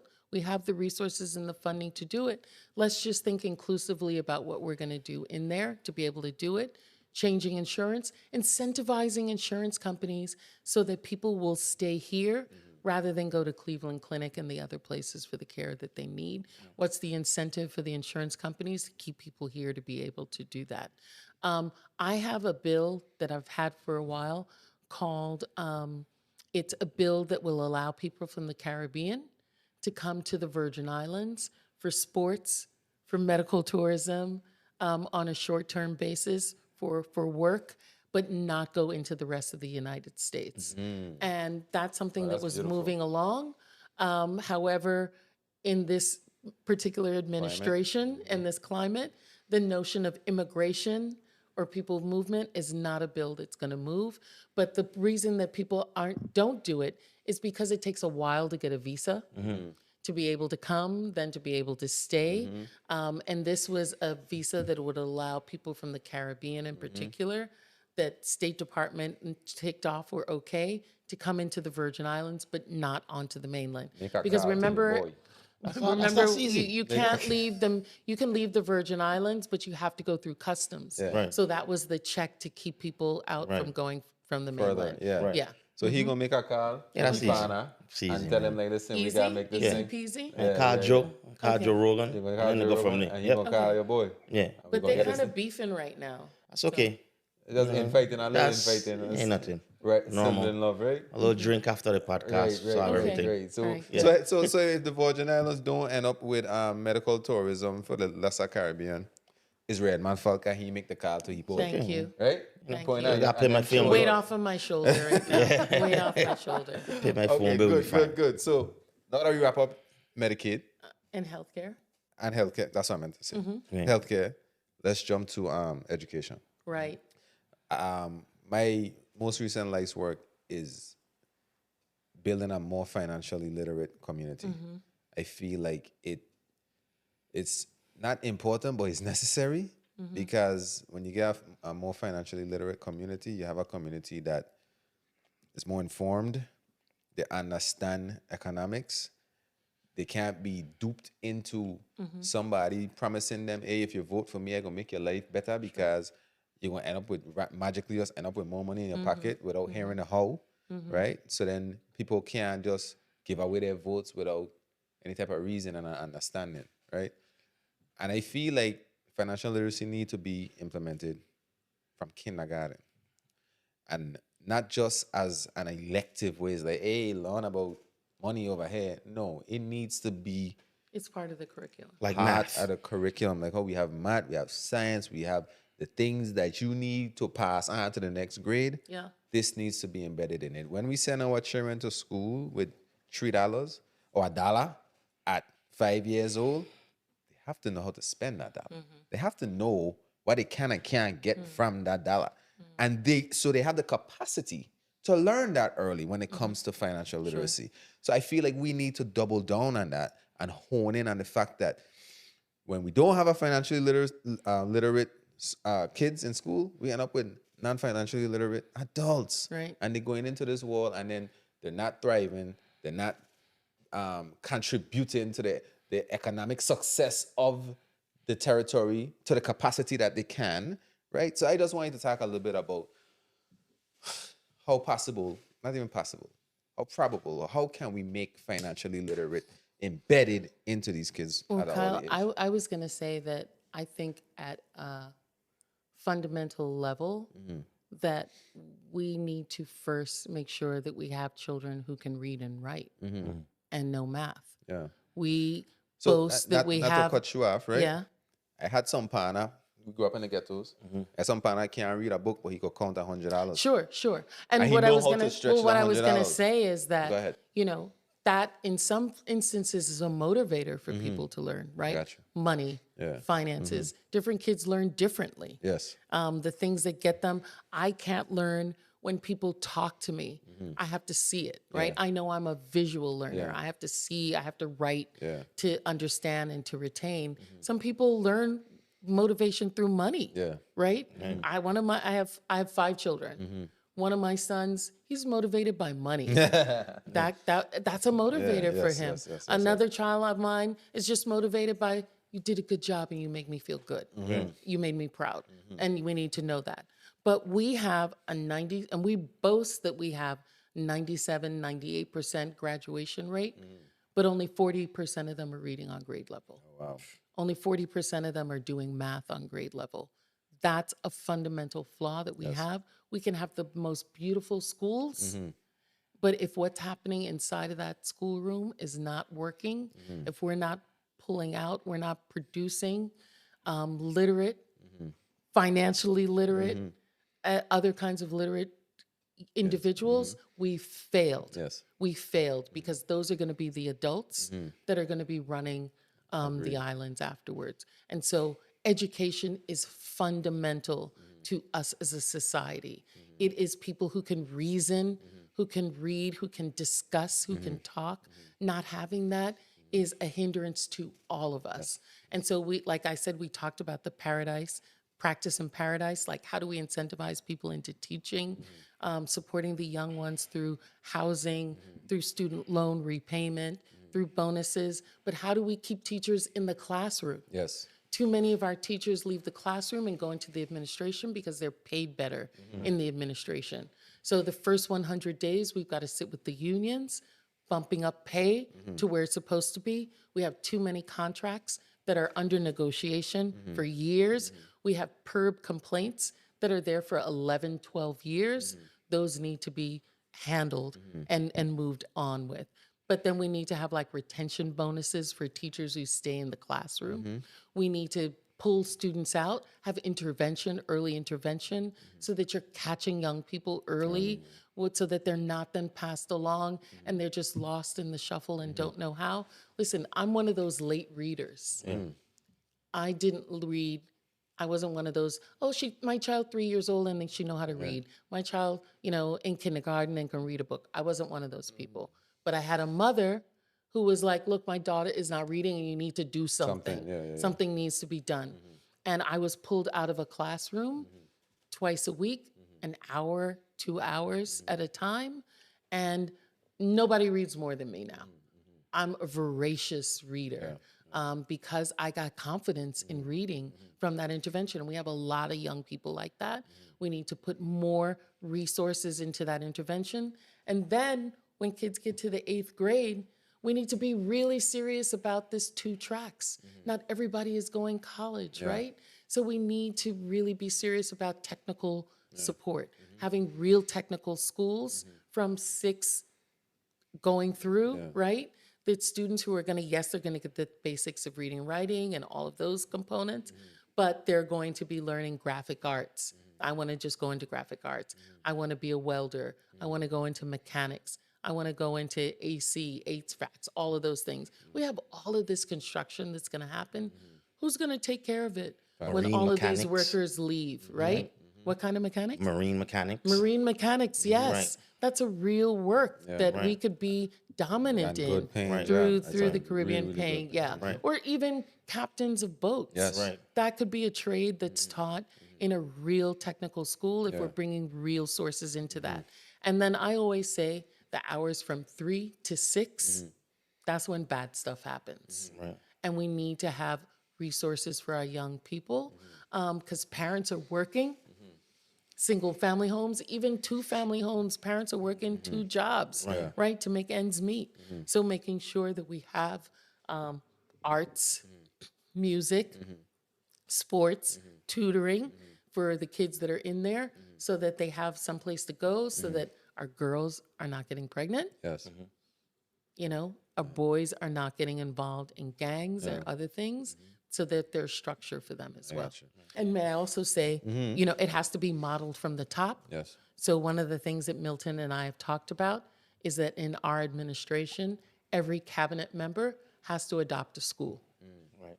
Okay. So you as a cabinet member from whatever agency, you and your senior management have to devote a certain number of hours into whatever school it is that you've adopted. My office does it. We've adopted schools, and it benefits us. Yeah. Being around the young people, it revives you. It reinvigorates you to keep moving. When you're reading to a second grader and they're coming up, hugging you or reading to you, they see you on the street. And then our kids also see us. They see adults who look like them, Yes. who are doing things that they can do. Yes, yes, I love that. And let me just say that Eudorican is up for adoption. Okay. Yeah. Your alma mater. Yeah. So I want to touch on Is everybody in here? All these people from Charlotte, yeah, Charlotte? that's Charlotte. Okay, these are all high school. Except for me. Except for the one that thought anthropologists or whatever it is you say was we dinosaurs. have a crucial in the building because we don't want to Right. never let them Right. feel left out. Okay. You know, so it's two of you. I don't want you to be alone. Yes. And he's actually amazing, right? Peter Noel is Actually, like it's difficult to believe someone from West is amazing. no, What do actually, you like trying to say he's about people from West? no. I like people from West. You know, Go ahead. East not so much. My family from West. Okay, but he's actually one of our premier videographers. He shot the movie Aquino, Filmmaker. filmographer. He's shooting movie Aquino. He's very important Yeah. to the community, yeah. to us and to the community. So I just want to shout out Peter out Noel, Peter Noel. all the great work that He's done. We didn't shoot a lot of people banner, but at the same time, you know, he's great.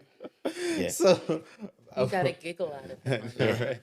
right. So back to education, right? When it comes to our education, I'm starting to notice the fabric of the Virgin Islands is being lost within the education system. What I mean by that is we have a lot of foreigners coming in to teach our kids. And those are amazing people. I know a bunch of them.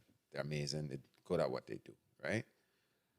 But a lady from the Philippines can't teach my child how to tie a maypole. Can't teach him how to quadrille. Can't teach him how to Nancy.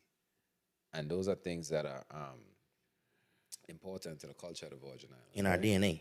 Embedded in us. So, like, when we have the jobs and paradise thing that you just mentioned. Yeah. Right? We've got to encourage our young people to go into those professions. Exactly. And the reason they don't is because they don't pay a lot. Because they're not paid enough. So, right?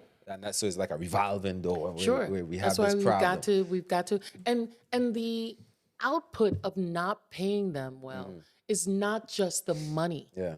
It's the opportunity Yes, loss. yes. It's the loss Yes. of our young people Yes. by not seeing individuals who look like them and not having that resource in So the amazing that you community. just said that. So I would transition into, we covered an event 2 years ago called The Vibe, which is a Virgin Islands Boat Expo, right? They had us come down there to cover the boat, or the show. And they had these amazing catamarans, beautiful vessels on the water that I never seen.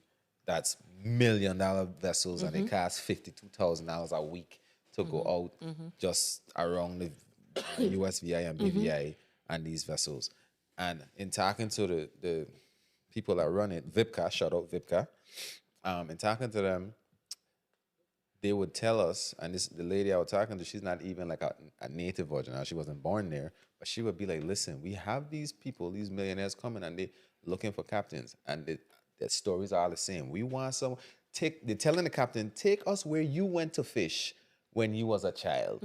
But these are South African captains that they flew in to charter these boats. Right. So there's no connectivity to right, the right. place. So therefore, back to your point, when we start having these captain schools in the technical schools that we're talking about, Right. now we're gonna have more captains from the Virgin Islands that could take you to that little island out in the middle that we And used guess what? to have the best. With this snapper. whole discussion about AI, those technical training schools, Yeah. those are AI proof. Yeah, exactly. Those are not jobs that are going to be taken over by AI. Facts. They will be needed and they will allow our economy to have a base of jobs and resources Yeah. and revenues Yes. that's not going to go away. Exactly. So what I would like to see happen, really and truly, is putting the future in a position where everything that we have, every profession, every sector that we have that's generating a lot of money, we need to start identifying those and getting these kids coming up into those sections. There's certain sections in boating, for instance, when you go on a yacht to sail, your entire crew is not from here. And it's like, what, we incapable?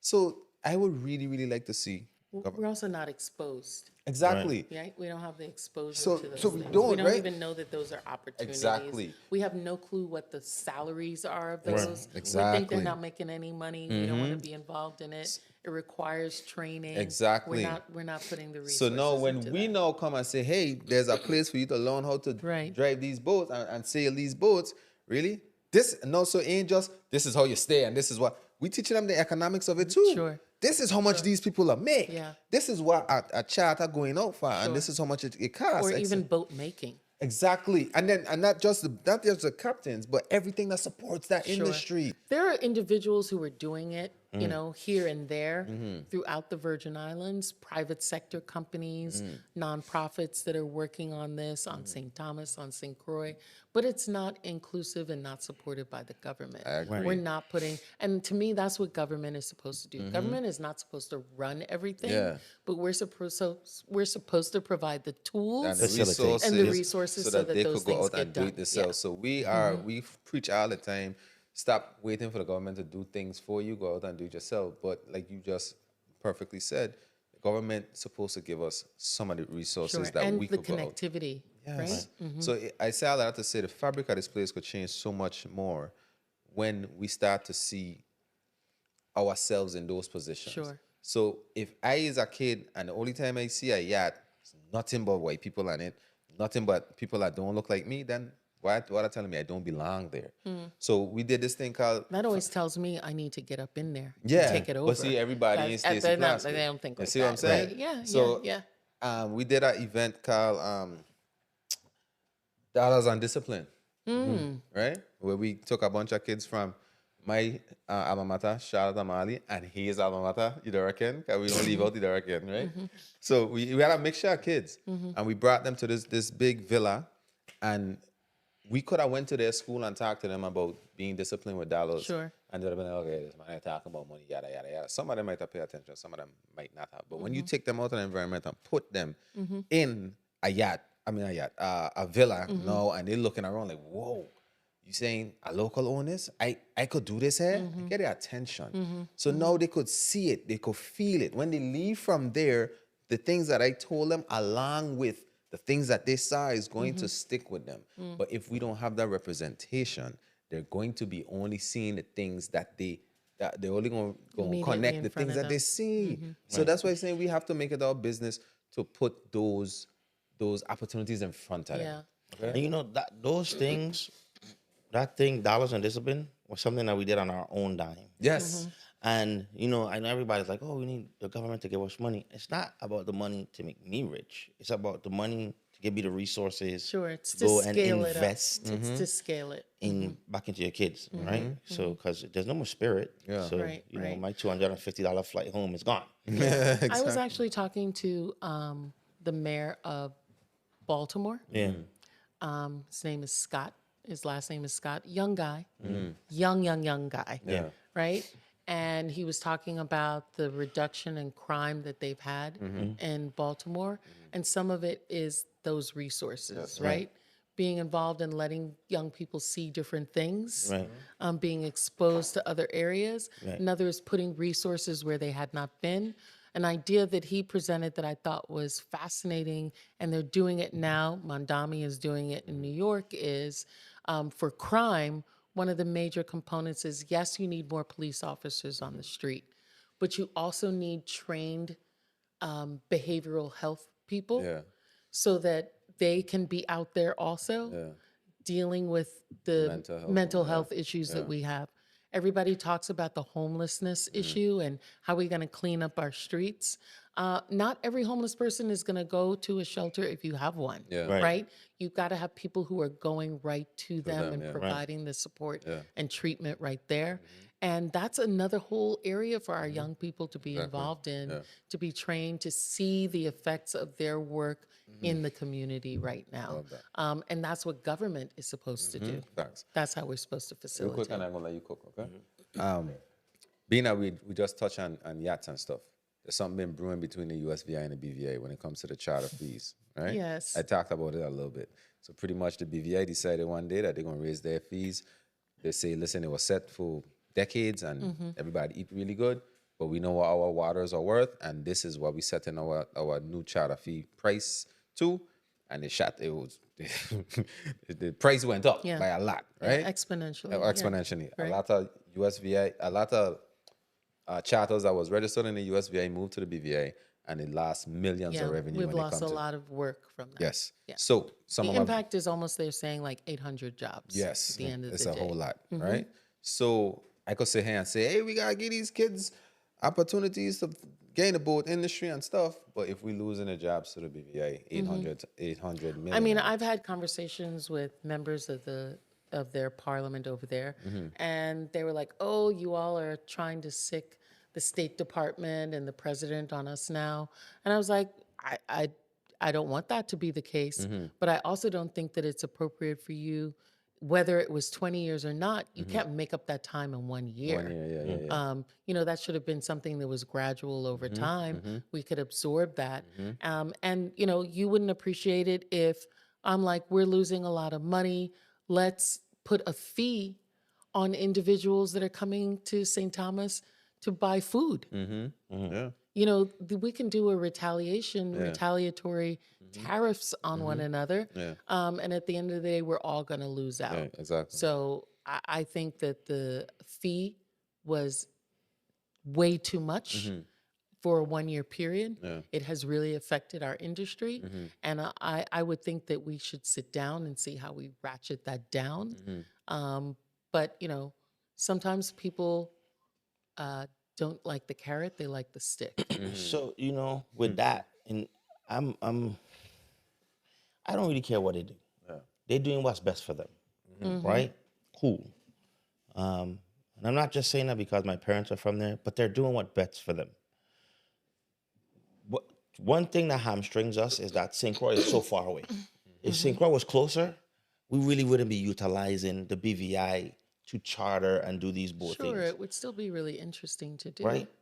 Yeah. Right. And then the next thing, though, is Everybody would still want to go to the baths.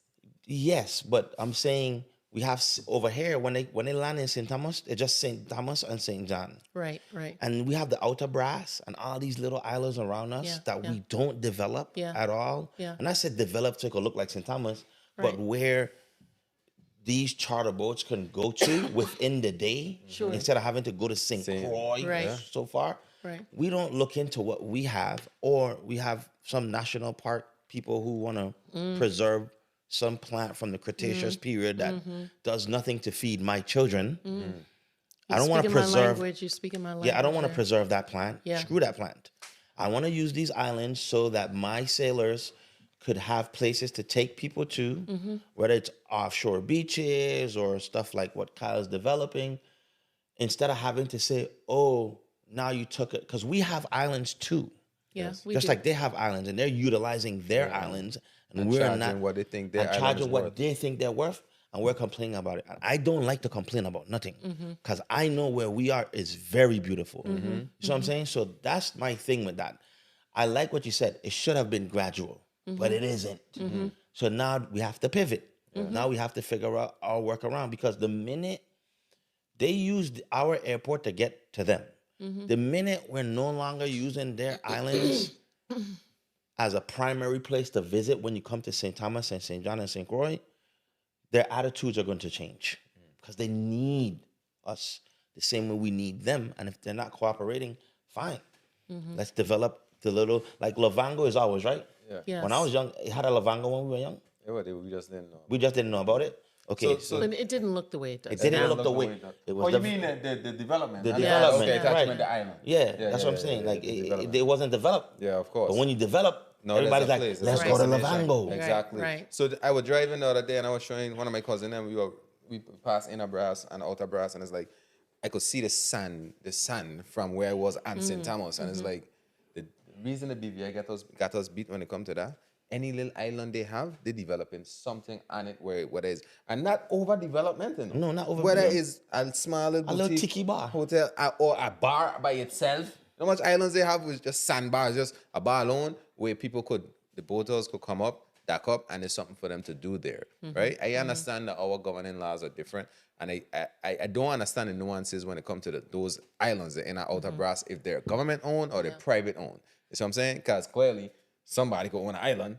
Epstein just did that. Yeah. So There are I plenty of don't. people who own islands. That's what I'm saying. So why? And some are Virgin Islanders who own these True. islands, So right? to his bigger point, if we develop our own product, Right. we wouldn't be that dependent on theirs. Meaning, yeah, we could still include their product in our offering, but we don't need That it. price will go down. Yeah, it's like on St. Croix Hotel on the Key, Exactly. right?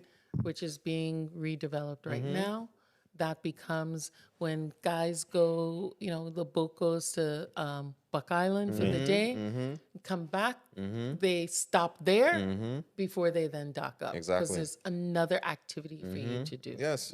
And there's Yeah. other little sprinkles of islands Sure, that we have within definitely. our whole makeup that just underutilized. St. Croix have little islands around them too. Exactly. That could be Not that developed. many, but You know what I mean? not, Not that many. like St. Thomas. Not like St. Thomas Thomas. and Right. St. John and stuff. Right. But still, You there's- might not want to sail to St. Thomas and waste half of your day. Right. And the right. next thing about our islands, all three of them are so uniquely Yeah, different. I love that. And that's the thing we need to hold on to. When we hear St. Croix say, well, St. Thomas get this, and we hear St. Thomas say, well, St. Croix get this, and St. John get this. No, The thing, we're like, different. We are different. That's what makes us amazing. When I tired of the noise, I get St. Croix to cool out. Yeah. We cannot make St. Croix look like what St. Thomas is. No. We can't make St. Thomas look like what but St. as John is. but as a parent, you got to feed all your Ah, children. you're sure everybody got to eat. Everybody gets So that's what I'm saying. But then at the same and time, sometimes people don't feel like everybody gets to eat. you're absolutely right. Right. But at the same time, right, when my oldest child say he don't like baked macaroni, but my youngest child love it, I ain't trying to force feed both of them baked macaroni. When my oldest No, you child say, cook or you eat what I cook in my house. that's what Right. Yeah, That's what we do in in St. Thomas. I don't St. have Croix, enough. you gotta eat what we cook. So I want because picky it's eater. good, because it tastes good. So let on me- St. let me Croix, show you that's something. why. Hey, don't go there. Hold on. Before we He call up, started it. He before we call up started to it. Jenga. He started But it. nonetheless, I'm gonna let it slide. I was picky eater when I was young, and my cousin them used to eat everything. But my grandmother used to make it her business to say, okay, Kyle don't like that. And That's a grandmother. yeah, some grandmother. that's a He liked dumpling in his soup. So when I making his Campbell soup, I got to make some dumpling. cornmeal or flour dumpling? Flour. Okay. Yeah. So Boy, he's trying to catch long us, story boy. short, we can't treat all three islands No. the same. We have to care for all three and love them and feed Yeah, them, like yeah, you say. yeah. But they're different. And when we understand the difference and the nuances of each one, and we cater specifically to those nuances of each one, yeah. I think that's when we. I mean, I've always say that St. Thomas has tourists and St. Croix has visitors. true. Right. That is Different. true. It's different. It's two different It's things. two different things. People staying in St. Croix longer than they staying in St. Thomas. Yeah. So we got to you develop. you have volume on St. Thomas, Yes. right? You have a longer stay on St. Croix. We have a larger snowbird community. How do you adapt to that? You have the ability for all of those boating activities on St. Thomas. Yeah. St. Croix has rainforest, culture, other things that they could be doing. So it's not competitive with each other. You know, I think one of the things that hurt St. Croix, a lot of crucians will come to St. Thomas because St. Thomas has this appearance that it has a lot to do, and St. Croix could get a little boring, right? But it's not that we don't want to come to St. Croix. I just think that the traveling to St. Croix is very expensive for it to be so close. it is. It's like buying a plane ticket to Miami. I could probably find a plane ticket to Miami, when we had Spirit, of course, cheaper than going to St. Croix on some days. Yeah. And I think that the intercommerce hurts St. Yeah. Croix. Well, So- one of the things that I had, remember I talked about during the pandemic that each one of the jurisdictions were given a check from Treasury for potentially lost revenues. When I called the governor and told him that he was going to get this check, he was like, well, what's the project that you're most interested in? My response was an inter-island ferry Yeah. that is large enough and has sufficient enough capacity. You have to have multiple ones, and they do cost a lot of money because of the trench between us, but that it's large enough that you can have food, you can have cars, you can have teams going back and forth, so that we can have that connection. There's a better connection between us at a cost that makes sense to families. I love the fact that you said that. I ain't going on no boat. Yeah, you ain't going on the boat. But my same partner, Peter Noel, we were talking last night about that. I share with him this story. I bought a vehicle from St. John, and I was registering it in St. Thomas, and I needed when they were like, yo, you need XYZ from the person you got a vehicle from. So I had to end up going back to St. John to get it, right? And this is like 2 o'clock in the afternoon. I was able to drive to Red Hook, park my car, get on a boat, go to St. John, walk to the place, grab it, come right back. All of that before 5 o'clock. And it's like, yo, St. Croix cannot experience this. And this is why that connectivity is so important, because you don't hear St. Thomas and St. John going at it the way St. Croix and St. Thomas will go at it. Even though it's friendly love and brotherly love, right? You don't hear the differences in the way we speak from the way they speak, the way they cook from the way we cook. Watch them out. We don't hear them type of things because we have that proximity to each other when it comes to St. Thomas and St. John. But St. Croix don't have that. And like Red said, it's cheaper to go to Miami. If I have $300 and you say, Kyle, you could, I'm in St. Croix. You have $300. You could get to Miami or you could go to St. Thomas. Where are you going? I'm going to Miami. Why would I go to the Virgin Islands? I'm in the Virgin Islands, right? So what you just said really hit home with me, because that's a big thing for me. I But really think about want. also, like, if you have teams, right? High school teams that are able to compete regularly with each other, that builds relationships. Exactly. But here's that the thing. our kids don't get to have anymore. Here's the thing.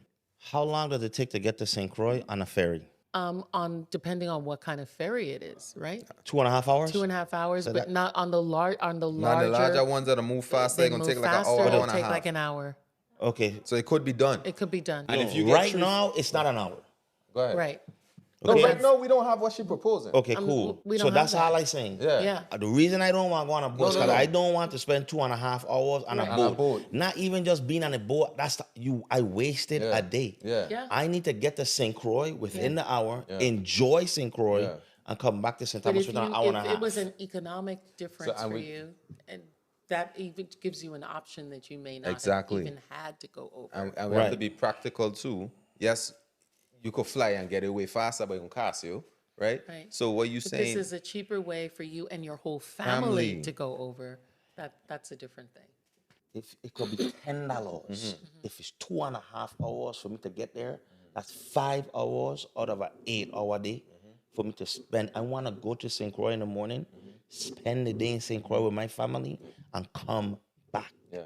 It could be $5 me going. Yeah. If it's going to take me 2.5 hours to cover it. What she's saying ain't gonna take 2.5 hours. Which is, Yeah. I understand, but I just letting you know, yes, it's economic. I want to spend less money, but I really can't. I'm going to reach St. There's Croix, no be rushing. convenience. Understood. You know, So maybe I that's why- can't stay for the weekend. Maybe Yeah. I don't have no family in St. Croix at all. Maybe I can't afford a hotel. Right. Maybe we could just go enjoy Rainbow, take them to the rainforest and come back. But that's why I like what you're talking about, because if we have those vessels that you reference that could get you there in an hour, and you have 2-3 of them moving every day, Right. so therefore I could leave St. Thomas 9 o'clock in the Yeah. morning, get to St. Croix 10 o'clock, and come back 6-7 o'clock in the night, and I could spend the day I was with at a CARICOM meeting like maybe 5 years ago. It was a heads of state lunch, and they were talking about the idea of creating a super ferry that goes from the top of the chain to the bottom in 24 hours. Wow. And then having another ferry going in the opposite direction, and them doing that so that you could be in at the top and then get to the very lowest one in a day, making stops and creating commerce and relationships that you wouldn't have normally had. We've got to be greater connected with each other facts. in not just in the Virgin Islands, but throughout the Caribbean. We're really losing a lot of our potential as a regional hub by being separated, the water separating us, that is causing us not to be at scale, of duplication that's unnecessary. And that's, being in Washington, and for many times being the Caribbean's representative. I get prime ministers calling me about legislation, about bills, about support, and really seeing us as a much larger, in a larger context of the Caribbean. I think we're ready to do that. We've got the financial resources. We've got to take ourselves out of a mindset of just thinking about ourselves as just us alone, but really what is our place in the greater context of the region itself. I love that. I love that. So Yeah, money is money and time is money. So time is money. So as long as we could cut time on certain things, money's gonna flow. Money gonna flow. Hundreds of St. Thomians will go to St. Croix. Yeah. I guarantee And a it. lot of Crucians would come to St. Thomas. But they come already. Yeah, but I meet a lot of Crucians that has never been to St. Thomas. True. My boy never been to St. John. So this is why I try and show you, like, I feel like St. Thomians, yes, we gonna go, but I feel like it's way more important for Crucians to come on this side because when you talk about what it is your post today about Right. what a person posted, I feel like there's so much misinformation in between them 45 miles that it'll cause us a lot of little infighting. Like, listen, if we had that connectivity where these people could come here more often, we could go there more often. Now the Virgin Islands gonna feel like the Virgin Islands. It ain't gonna be a St. Croix, St. John, St. Thomas type of vibe. Yeah. You hear how we just say St. Thomas, St. John? Yeah. And It could St. be- Croix? You know, it used to be like that, just even west and east, right? Yeah. Right. People could have two families Yeah. on St. Croix Yeah. that didn't even know about each other, right? My mom always talks about, however, when she was in high school, started high school on St. Croix, there was only one high school. So high school was when you learned who all the kids from Frederickstead were. All the West kids would come to Christianstead High School. And that created relationships Yes. that they didn't have before. yes, yes. And that's what's happened to us now. People don't know each other Exactly. over in St. Unless you have family, Yeah. unless you work, your Yeah. work brings you Yeah. over, Yeah. you may never go over. Exactly. You know, right, Kyle? We spend our money in St. John. St. John spend our money in St. Thomas.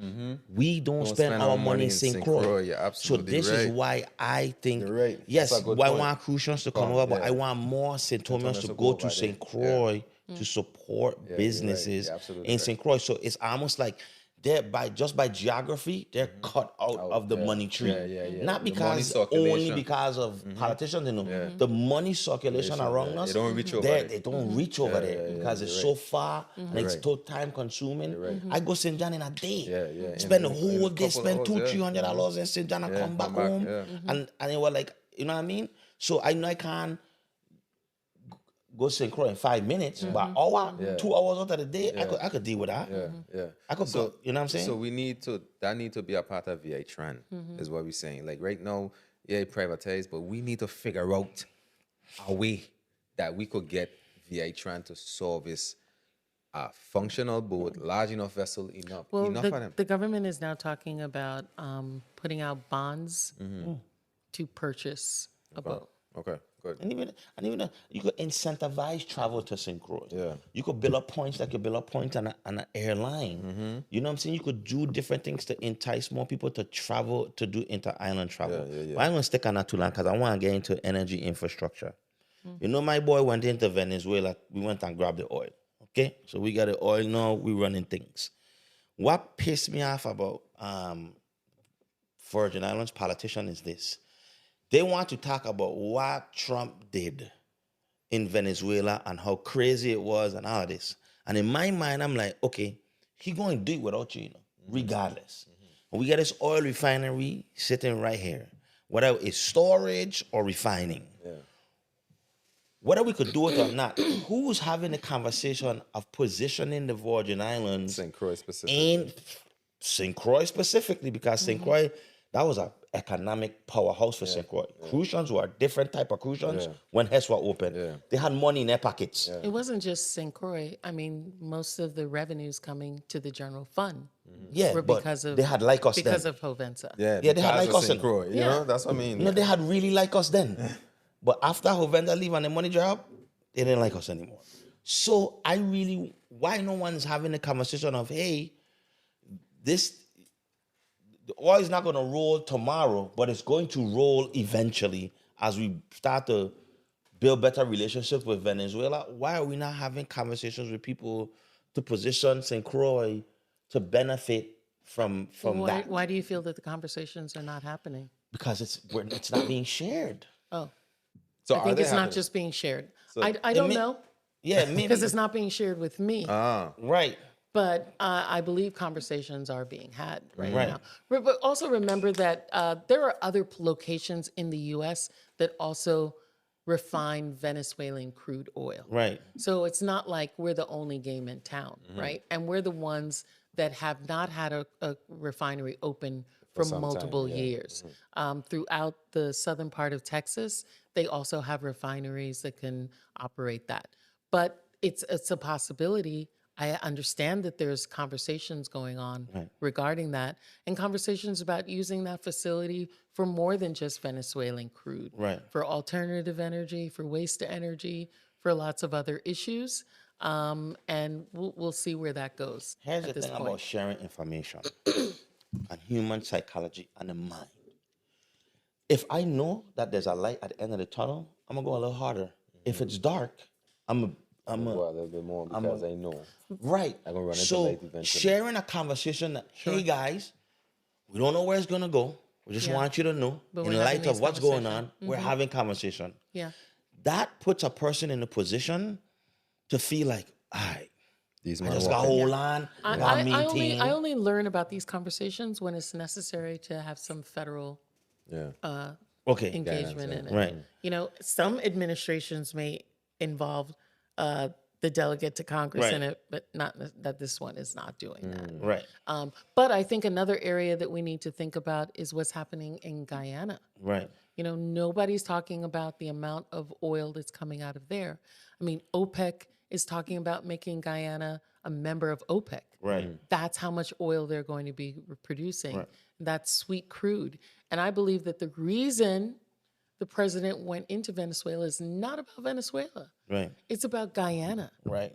and what's going to be coming out of Guyana. Expound on that a little bit. Meaning like, Well, the volume of oil that they have, the reserves that are coming out of Guyana are tremendous. It'll make it one of the top producers of oil. Right. And it's a type of oil that is the best Right. oil.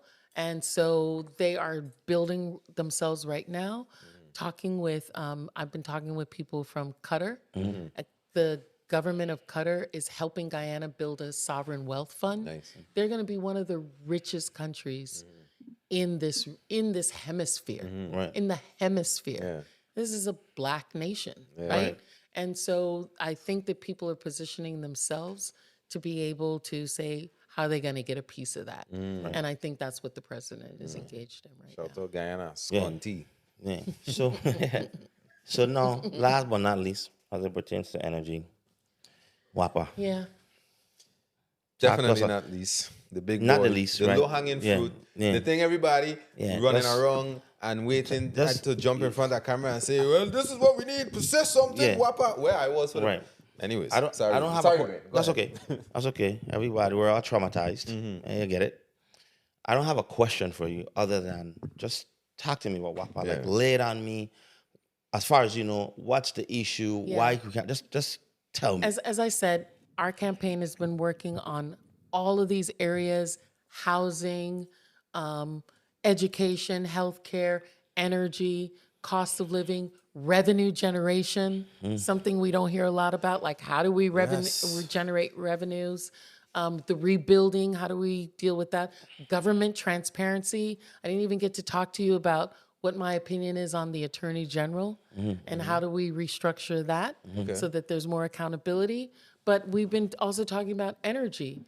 And while people say WAPA has always been a mess, WAPA always going to be a mess, we have never had the kind of resources and capital that we have now to rebuild WAPA in prior generations. Over almost $6 billion has been set aside for our utility system, for WAPA, our water and our utilities. $4 billion just for energy, just for the utility system for rebuilding. And so that's a long-term project. I think where there's not enough discussion with people about what that project is. Like, what does that look like? Yeah. Who's gonna build it? What's the plan? If I don't know, I know the general public doesn't know. Right. I try and pull up members of the board, they can't tell me.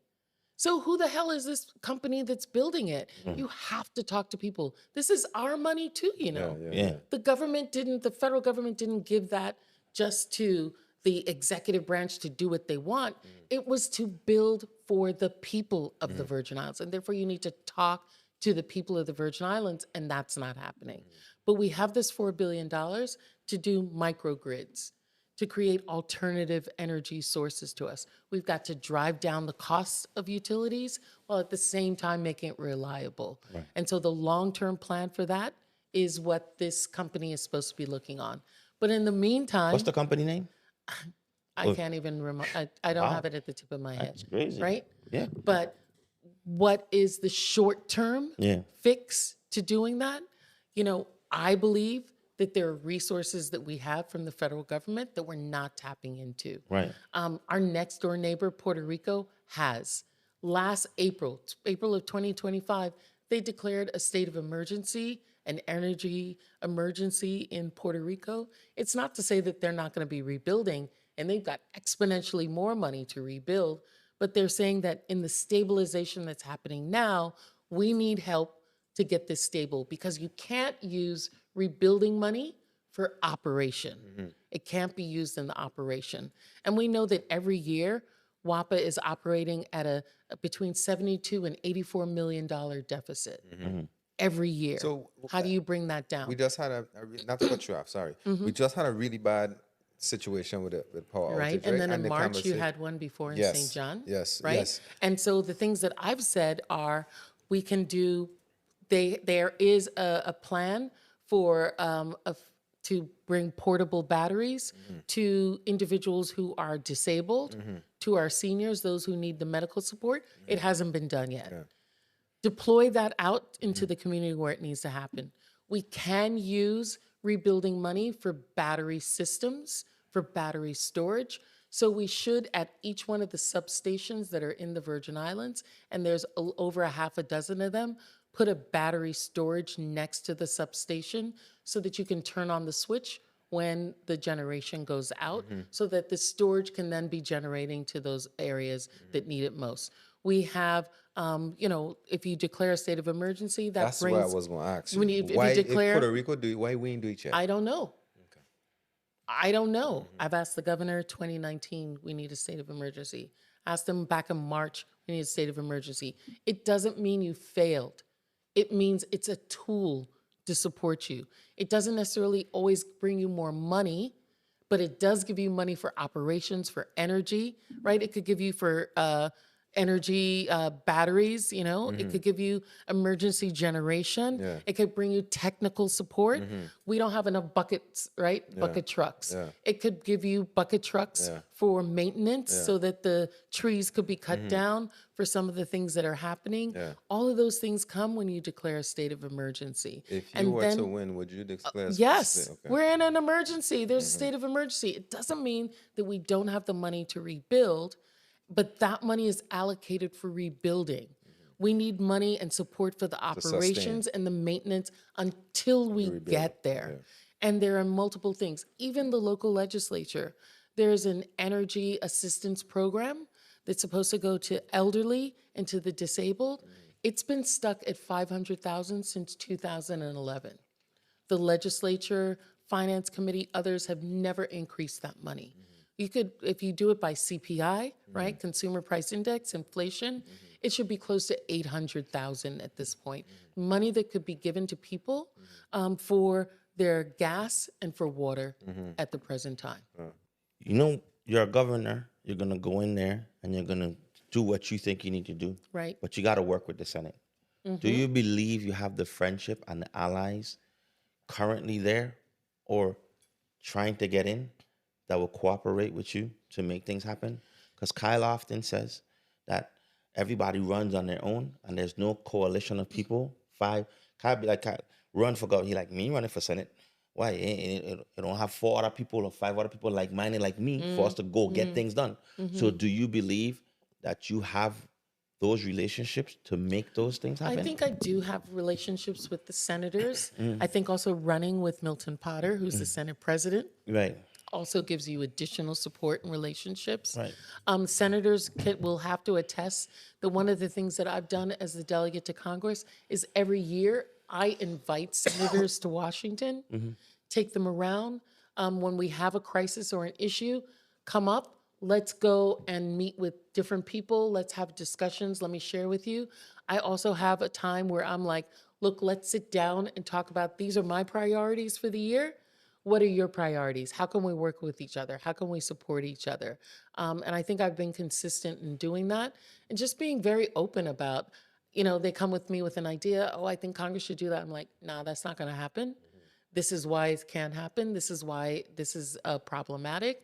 This is what we can do. This is how we can be supportive of each other. So I don't want to jump off of the topics, the WAPA topic. Let's revisit them. There's been some talk about the possibility or the probability of privatizing WAPA. Right. How do you feel about it? Privatization is an option. I think when you talk with experts, and this is not my opinion, this is, as you said, Redmond, going to multiple sources, individuals who are running utility systems, individuals who have operated our own, who have left, individuals who are there now, just saying what are the best, we could lease it, and you could lease the transmission and the distribution, which is the most difficult part of us to operate, is how that's working. Keep the generation to ourselves and lease that piece out to a private entity.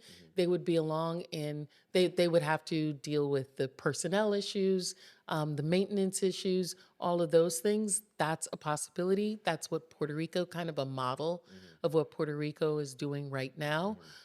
That's where the resources and the money are, but that's also where you need scale. So when you have an issue like what happened in St. John, and you need a new transformer, if you have a private company that has multiple sources elsewhere, they can then tap into their source somewhere else to get what we need to bring it to us at a rate, a faster rate than what we've been able to do by shopping around and talking to different people and trying to have that. Dealing with relationships that we have, but not a single source company that has multiple resources other places. And then if it's leased and not sold, then we still have access to federal support for it. Because it belongs, the groundwork belongs to us. Is that something think you in would be private- interested in? I mean, it's something I would explore. I don't know if I would do it. I don't know what the economics look like of that. Is it something feasible? The question is, would someone want to buy it now, or would they want to buy it after it's rebuilt? Right? Because of the debt that we have right now at WAPA. I've talked about bringing portions of the south, of what's at Richmond right now, to the South Shore. That opens up other possibilities to us to be engaged in other kinds of shipment, other kinds of activity at the South Shore. And also because at Richmond, that's a lower, to get the ship into that area, to bring the fuel, it costs more than it would in the South Shore. Richmond. So in Richmond and Christiansted is where the plant is right now. Okay. And to bring the ships in with the fuel is a higher rate because of it's the so far. depth. Okay. It's so low. Only certain ships can do that. And if you were to bring it to the South Shore, you would save almost $12 million a year. That's passed on to all of us on all three islands because of the cost of bringing that fuel into Richmond rather than having it go to the South Shore. And then that opens up, if you have the plant at the South Shore, that opens up other possibilities to us to be a regional source for LNG and for other types of energy that other islands are requiring as well. I think that privatization only works when there's multiple private companies to compete against each other. If one is just private, then they control how high or something goes. That's my only problem with energy. We only get it from one source, and I think multiple sources. Well, I think it's just to have them operate it, Right. Not to actually do the Generation. generation Okay, portion, cool. but the distribution And and the under the lease transmission game portion. plan. Under the lease, that's what Okay. I'm talking about. Okay. So then you wouldn't have multiple ones, yeah. All right, so we're going to transition again? Or you had anything? You get something past energy? No, I good with that. Yeah, because I get the real deep questions coming right now. Really? These haven't these been? questions, Yeah, them. Okay. These questions could cost you elections Yeah, this one. and has cost people elections. So And they could cash in my friendship too. Okay. it could That's cost what I know. friendships, it could cost associations. So you got to be mindful Okay. in how you answer them truthfully. Yeah. But just answer them and understand. The sort of people ain't messing you no more. Yeah. You know why. Okay. Right? All right. All right. All right. Wait, you sure you want okay these questions? Because I mean you don't know them anyway, but you say it for your You candidate. good? All right, All cool. right. Okay. All right. Campaign manager said go ahead. So it's Yeah, okay. I just say We gone. Yeah, go. All right. So my first question to you. Right? Let me see. I ain't want. Let me ease into Yeah, it. ease in doing on a into big it. gun jet. Let me ease into it. Christianstead Village or Frederickstead Village? I tell you, they're gonna be good. I tell you, they're gonna be good. Listen, Yeah. she thought it was a joke. She thought She these thought ain't written it- questions. These Yeah. are the I think it could alternate like it used to do. Well, Like it used to do. Yeah. But I do think that there needs to be, in the same way I think on St. Thomas for Carnival, you need a different facility. You've outgrown that. We've outgrown the parking See lot. what I'm curious on? You asked my question about St. Croix, St. Thomas, and enter the chat. I ain't asked you that. But I asked do you. think that we need a much larger stadium Yes. yeah. on St. Croix Yes. where we could have village, but we could also have other activities going on. In Christianstead or Frederickstead? Which part are you going to put at? It depends on what I'm putting there. Let me give you an idea. I have thought that St. Croix would be an amazing place. You know, everybody, all the as they say, bougie black people go Yeah. to Martha's Vineyard in the summer, right? Yes. St. Croix should be the day after Christmas Yes. to the after January, New Year's, the place where the blacks from the East Coast come. Right. I agree. And there should be multiple venues throughout the island where lots of different activities are going on. Right. Where you have Village, Festival Village happening in Frederickstead, where you have Island Center, where there's smaller concerts happening, where outside of Christianstead, in that area of Richmond where the plant was, where there's stadiums there where you could have spoken word, where you could have artists performing, art walks, etc., going on throughout the island. Kramer's Park, used to be concerts out there, down at the dock in Frederickstead, activities throughout a 3-week period where all of that activity is going on. I think we need to just stop thinking, festival, is it going to be a Christian Center Festival? No, why are we limiting ourselves?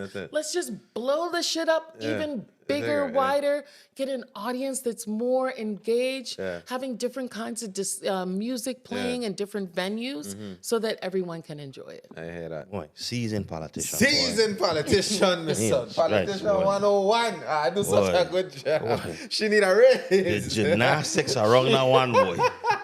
Yeah. But you don't think we've outgrown the parking lot on St. Thomas? Yeah. Yeah. Yeah. We are growing the parking lot on St. Thomas. Me personally, I really feel like they need a place that have a entry control point where you could search everybody going in and out. Because I've been there multiple times with village done because somebody gets shoot, somebody dead, somebody gets stabbed, they had a fight, you know? So I really feel like we outgrown that space, right? Yeah. But see, St. Thomas now, we don't have the space like I have in St. Croix. I think there's some spots. What do you think? Yeah, I think there's some spots. Sure, You why know, not? kind of like, I'm going to throw out one. How about right near where the Price Mart is? Right. Yeah, That that's field east. over there? Yeah. Okay. That's Everybody will come.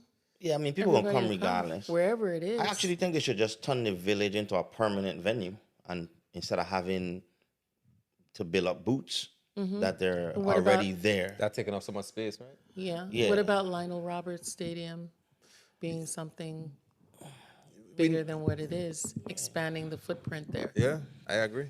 I agree another one. 1,000%. I with you 1,000%. Okay. I am team development. Yeah, I and would team do. development as well. Boy, she good. She made me forget a question I asked her now. Well, go ahead, Red. No. Good luck with your question. Rainbow or Megan's Bay? 4. Rainbow Beach Yeah. or Megan's Bay You Beach? just gotta For pick. what? For Stacey Plaskett. You're not gonna For do this. me? Just We ain't sending you to the hill, you know. Don't come with it. We sending you to the governor's mansion. For Smart me, on ass. a Sunday, Rainbow. Okay, boy. Other days, Megan's. Okay. But Sunday afternoon, Rainbow Beach. And the reason why I said for me or for someone else. Now, my sons, they got to tell you Rainbow, right? Because that's a young people thing on a Saturday, Sunday in Frederickstead. But Megan's is for all ages. Megan's is like similar if you had said Megan's or Kramer's Park. Yeah. That's kind of a similarity. I got you. All right, let's get into the good stuff. Gucci Link Johnny Cake or whatever I call him, St. Croix Johnny Cake. St. Croix. So no Gucci link. No, hell All no. right, you know what? Hell no. It's my camera. But St. John does do it the same way as St. Croix. St. Thomas? No, No. St. Thomas. I'm gonna give you a history lesson. Okay, you're an anthropologist. No, What is that? I wanted to be, and it didn't Oh, you're not happen. anymore. Remember Okay, that? let me help you out. Not an archaeologist. Help Okay. me, help yeah. me. Okay. You could. Every bury island the in the Gucci Caribbean does fried dumpling. That's what you guys make. Okay? And they call it different names, right? What we did for the Virgin Islands Yeah. was made it Gucci and call ours a journey cake, a Johnny cake. So whenever you say Johnny cake, you have to put the 2 slits in the middle. If you do not, Is that fried dumpling? The only Anybody- reason you're putting the 2 slits is because it's so big. And the dough is not going to fry unless you have those No. 2 slits The in there. reason they put Because What the I'm thing is saying so to you is big. The reason to put the 2 slits is so that when you If you bite into saw it, a there's Johnny Cake Jamaican- there, not air. Like I don't have Oh, them. the pocket is them nice, thi- and that's why it Well, makes that's it pita a bread. They're gonna be Johnny. making That's pita what bread. makes it better for the journey. Is you could actually put something No. in the So pocket. there is not a No. Johnny Cake no more. It It's something is. else. It's something a else. It's pate. for a journey. Yeah, it's pita you could bread. you could put something in Listen. in the pocket. when a Jamaican look at your whatever that is, That they're thing. gonna call it whatever they call it. yeah. But when they see ours, They gotta call it. they're Gucci going Link. to say Johnny Cake because they know it's from the Virgin Islands and We will- nobody else we does it will but have us. a difference So on what the this. name of the Jamaican restaurant up here is the all over Golden Cross. Golden Cross. I Yeah. just see them crucian thing in Golden Cross. No, Exactly. son, no, son, no, And they they do have not. under it, fried they do dumpling. not. Yeah. Move on, They went move and on, call, no, they sir. went and call No, sir. a Caribbean breakfast a Crucian breakfast. How is it a Crucian breakfast? How we all eat They just it? want Columbus everything. How you do that? Shout out St. Croix. Yeah. Bye. My father from St. Croix. He's a Jeez. half Okay, what's the Crucian. next one? All right. That was you? You just went? You know, No, I asked that. You go. no, you give her the hard one. Just give her the hard end one. that. Give her the end end now. it? Tired of this Yeah, shit. yeah, yeah. We going in circles, eh? Yeah, we're gonna circle. Coconut, guava, pineapple. Guava. Whoa. Okay. Whoa. Well, you just lost the election. And we thought we had a chance. I was so excited for you. Like, you said I was such Guava. conviction. Guava tart. Guava, tap, all the way. He's a guava girl. I was a guava girl. You know, and So and unfortunate. I get them all in the house, but people know leave one Leave guava. the guava alone. No, a lot of people eat guava in the house. Jonathan he says all tarts matter. And he will eat whatever tart is there, which is lovely. It's just like He flats. can't be trusted. Flats or the drum. Right. Which one? Flat or the As drum? a drum, okay. What I'm about a drum you? guy. I'm a flat. We know you eat guava you tart. eat guava For tart. sure, It flat makes sports. sense. It Flat makes has sense. more meat. It has more and more. No, stuff to- what? Yeah, You it gotta- has you more. gotta work hard See at the the game. crucian. The crucian does understand what I'm saying. I know. Yes, the flat. You could get more seasoning in that one. Yeah, I hear you. But You're just looking for the fried ease. dumpling and guava tart. I thought we had a productive conversation, We but had a great What you call it? A Lindy or special? A Lindy. Jesus Christ. It's a crucian. We just going down. okay, man. It's a crucian. You're trying to win St. Lindy. Thomas people vote. You're the Crucian them done voting for you. You're trying to win St. Thomas people vote. You're going to come up here and appeal to the You want me Crucian. to tell the truth? Yes, we You want want me you. to be my authentic You're self? right, you're right, Or you you're want right. me to just Okay. put on Panda, a right? show Yeah, we want You're that. right. We to You're want make that. people like me? We want right? a Miss Lindy. Right? Touche. And then guava I tart. get there and I eaten my I eaten a guava tart and people were like, what the fuck? She said she liked coconut. You're right. You're right. You're right. You're right. You're right. You're right, You're right. You're right. But the with you. worst, I will eat a coconut tart. I will not eat a pineapple. No, I actively campaigning against you. You're back in You it. didn't even have to say that. That's what I'm She telling didn't even you. have to say that to them. You're back in No, the swing I of things. actively You campaigning against just her. redeem yourself. Because she never had to say Okay? that. So She now gonna we live with a did. guava We're Kyle, getting you got me, you somewhere. got me, you got me. Hey, Joe, we getting somewhere. Yeah, that's All right? crazy. She redeemed herself. Okay. So now we can move on. Yeah. So, Kyle D. All right, cool. So, and the Former Caribbean currency. and the Definitely. Caribbean currency podcast, what we pride ourselves in is understanding that currency comes in many shapes and forms, different shapes and forms. we all know currency to be money, but in reality, currency could be anything of value. Yes. Currency could be time, currency could be energy, currency could be Knowledge. currency could be strength. You name it, right? So we like to, my most valuable form of currency is knowledge. As I feel like once I know something, you could take my feet, you could take my hands, you could take my ears. I still have that knowledge in there to make something happen. Tell them your favorite. Your most valuable. My most form of valuable currency. is relationships. I maintain relationships. I love relationships because I feel like even if I don't have the knowledge, even if I don't, and there's nothing wrong with all the ones that are picked. Everyone has their own. But I know if I have maintained relationships, good relationships with people, it gets me where I need to go, even if I don't have the resources myself. So relationships is very important to me to keep and maintain and develop and nourish. So with that being said, we would like to know, and I think you answered it earlier, but I'm going to still ask you again. What's your most valuable form of currency? Well, I think the thing that I have in spades is grit, right? I talked about that. That's someone who has like a perseverance, someone who's going to push through, who's going to make it happen, who has the discipline and the drive. Like that's the thing that I have a lot of. But in Washington, my currency was loyalty and my word.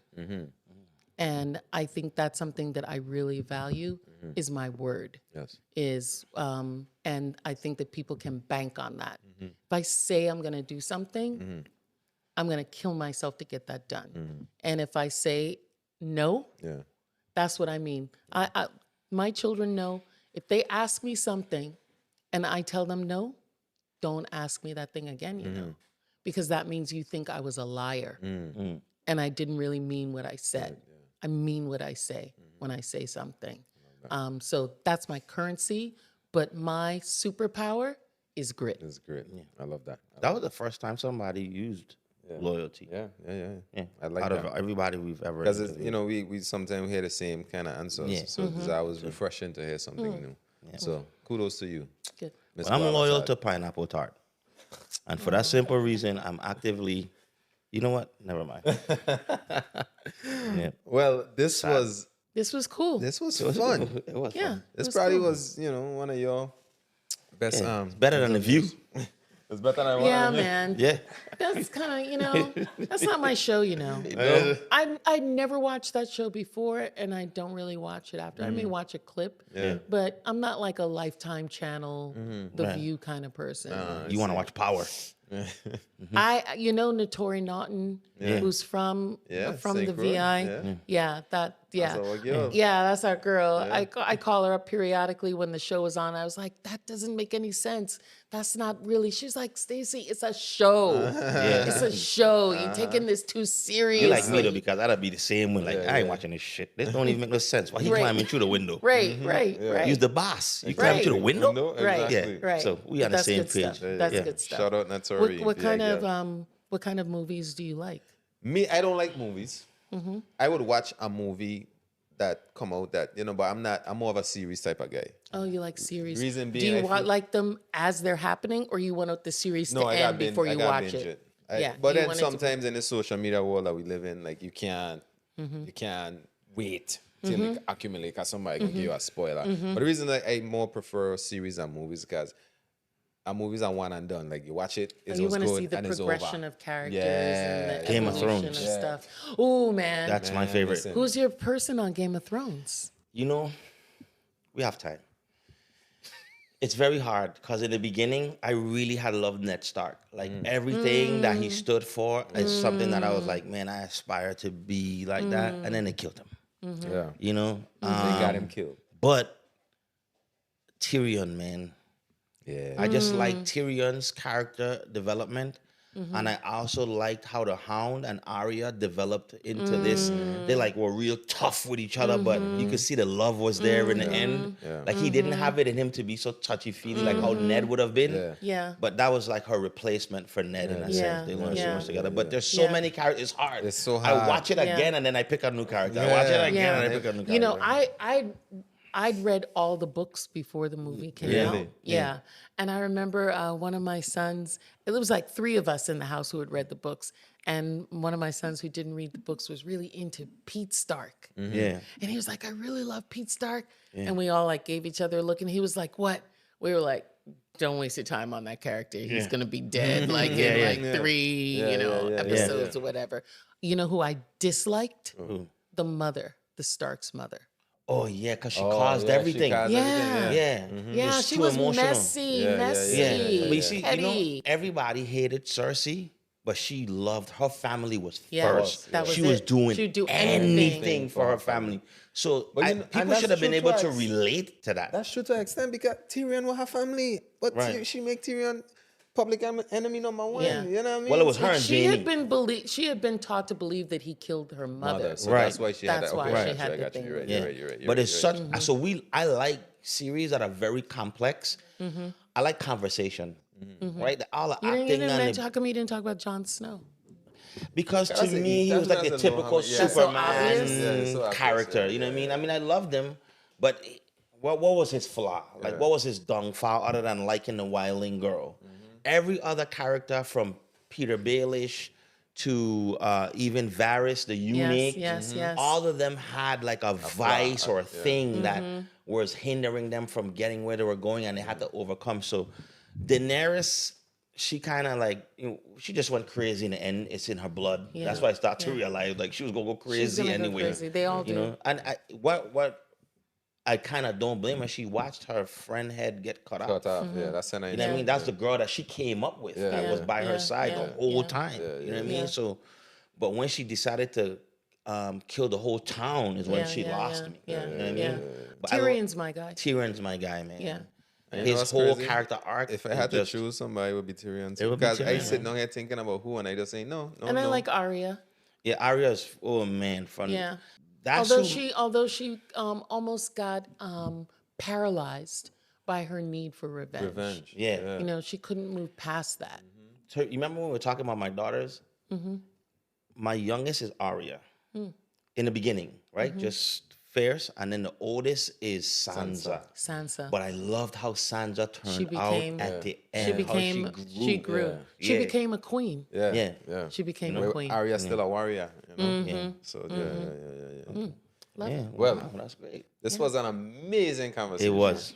And again, we want to thank Congresswoman. Thank you. For Thank showing you. up. Thank you for having me. Thank you for opening up Yes. the studio to Yes, me, yes. sharing your thoughts Yes. as well. It wasn't just me talking. I Right. got to hear what you guys think about. Yes. I love that. I Yes. love Yes. that. Yes. amazing. Yes. Yes. I Yes. love Yes. that. Now I'll actually be like, oh, Red Man. Yeah. You have a- It have the What a effect on cutie. everybody. What a cutie. When they meet me, they're like, yeah, he's cool. You know? Right, Pete? Okay. All Oh, right, good. sweetie booty. I can call you boo boo from cut out. now on. That's not making it. Right, my point. You clean shoes for I this did for interview, Stacey, right? Yeah, Yeah, you like, clean oh, shoes. Got him. Yeah. Yeah. Well, Pumpkin. she go cry. Look how you Doo blushing. doo. Doo doo, Yeah, darling. Cara. I gotta be my doo Why doo, you darling. laughing so hard? And my whole Yo, face red for is real. it? That is it. Kyle, don't hate. Exactly. I got love for you too. I got love for you Hey, too. sign off. I got love for you too. Sign up. Yeah, quick. Well, sir, this is the first guest that had my boy blushing. Man. Again, man, this was an amazing interview, guys. I really appreciate I locking in with us for this, however long this interview was. I appreciate you guys for being Caribbean Currency subscriber. If you haven't subscribed, go ahead and click that subscribe button now. Like and share this here, and we're going to see you on the next episode of Caribbean Currency. We're going to say that at the same time. 1, 2, 3. Peace. Just need a big bag, I'ma get it so fast, I'm so fast. And when I get that money, I'ma make that last. Caribbean Currency, we make that money last. I just need a big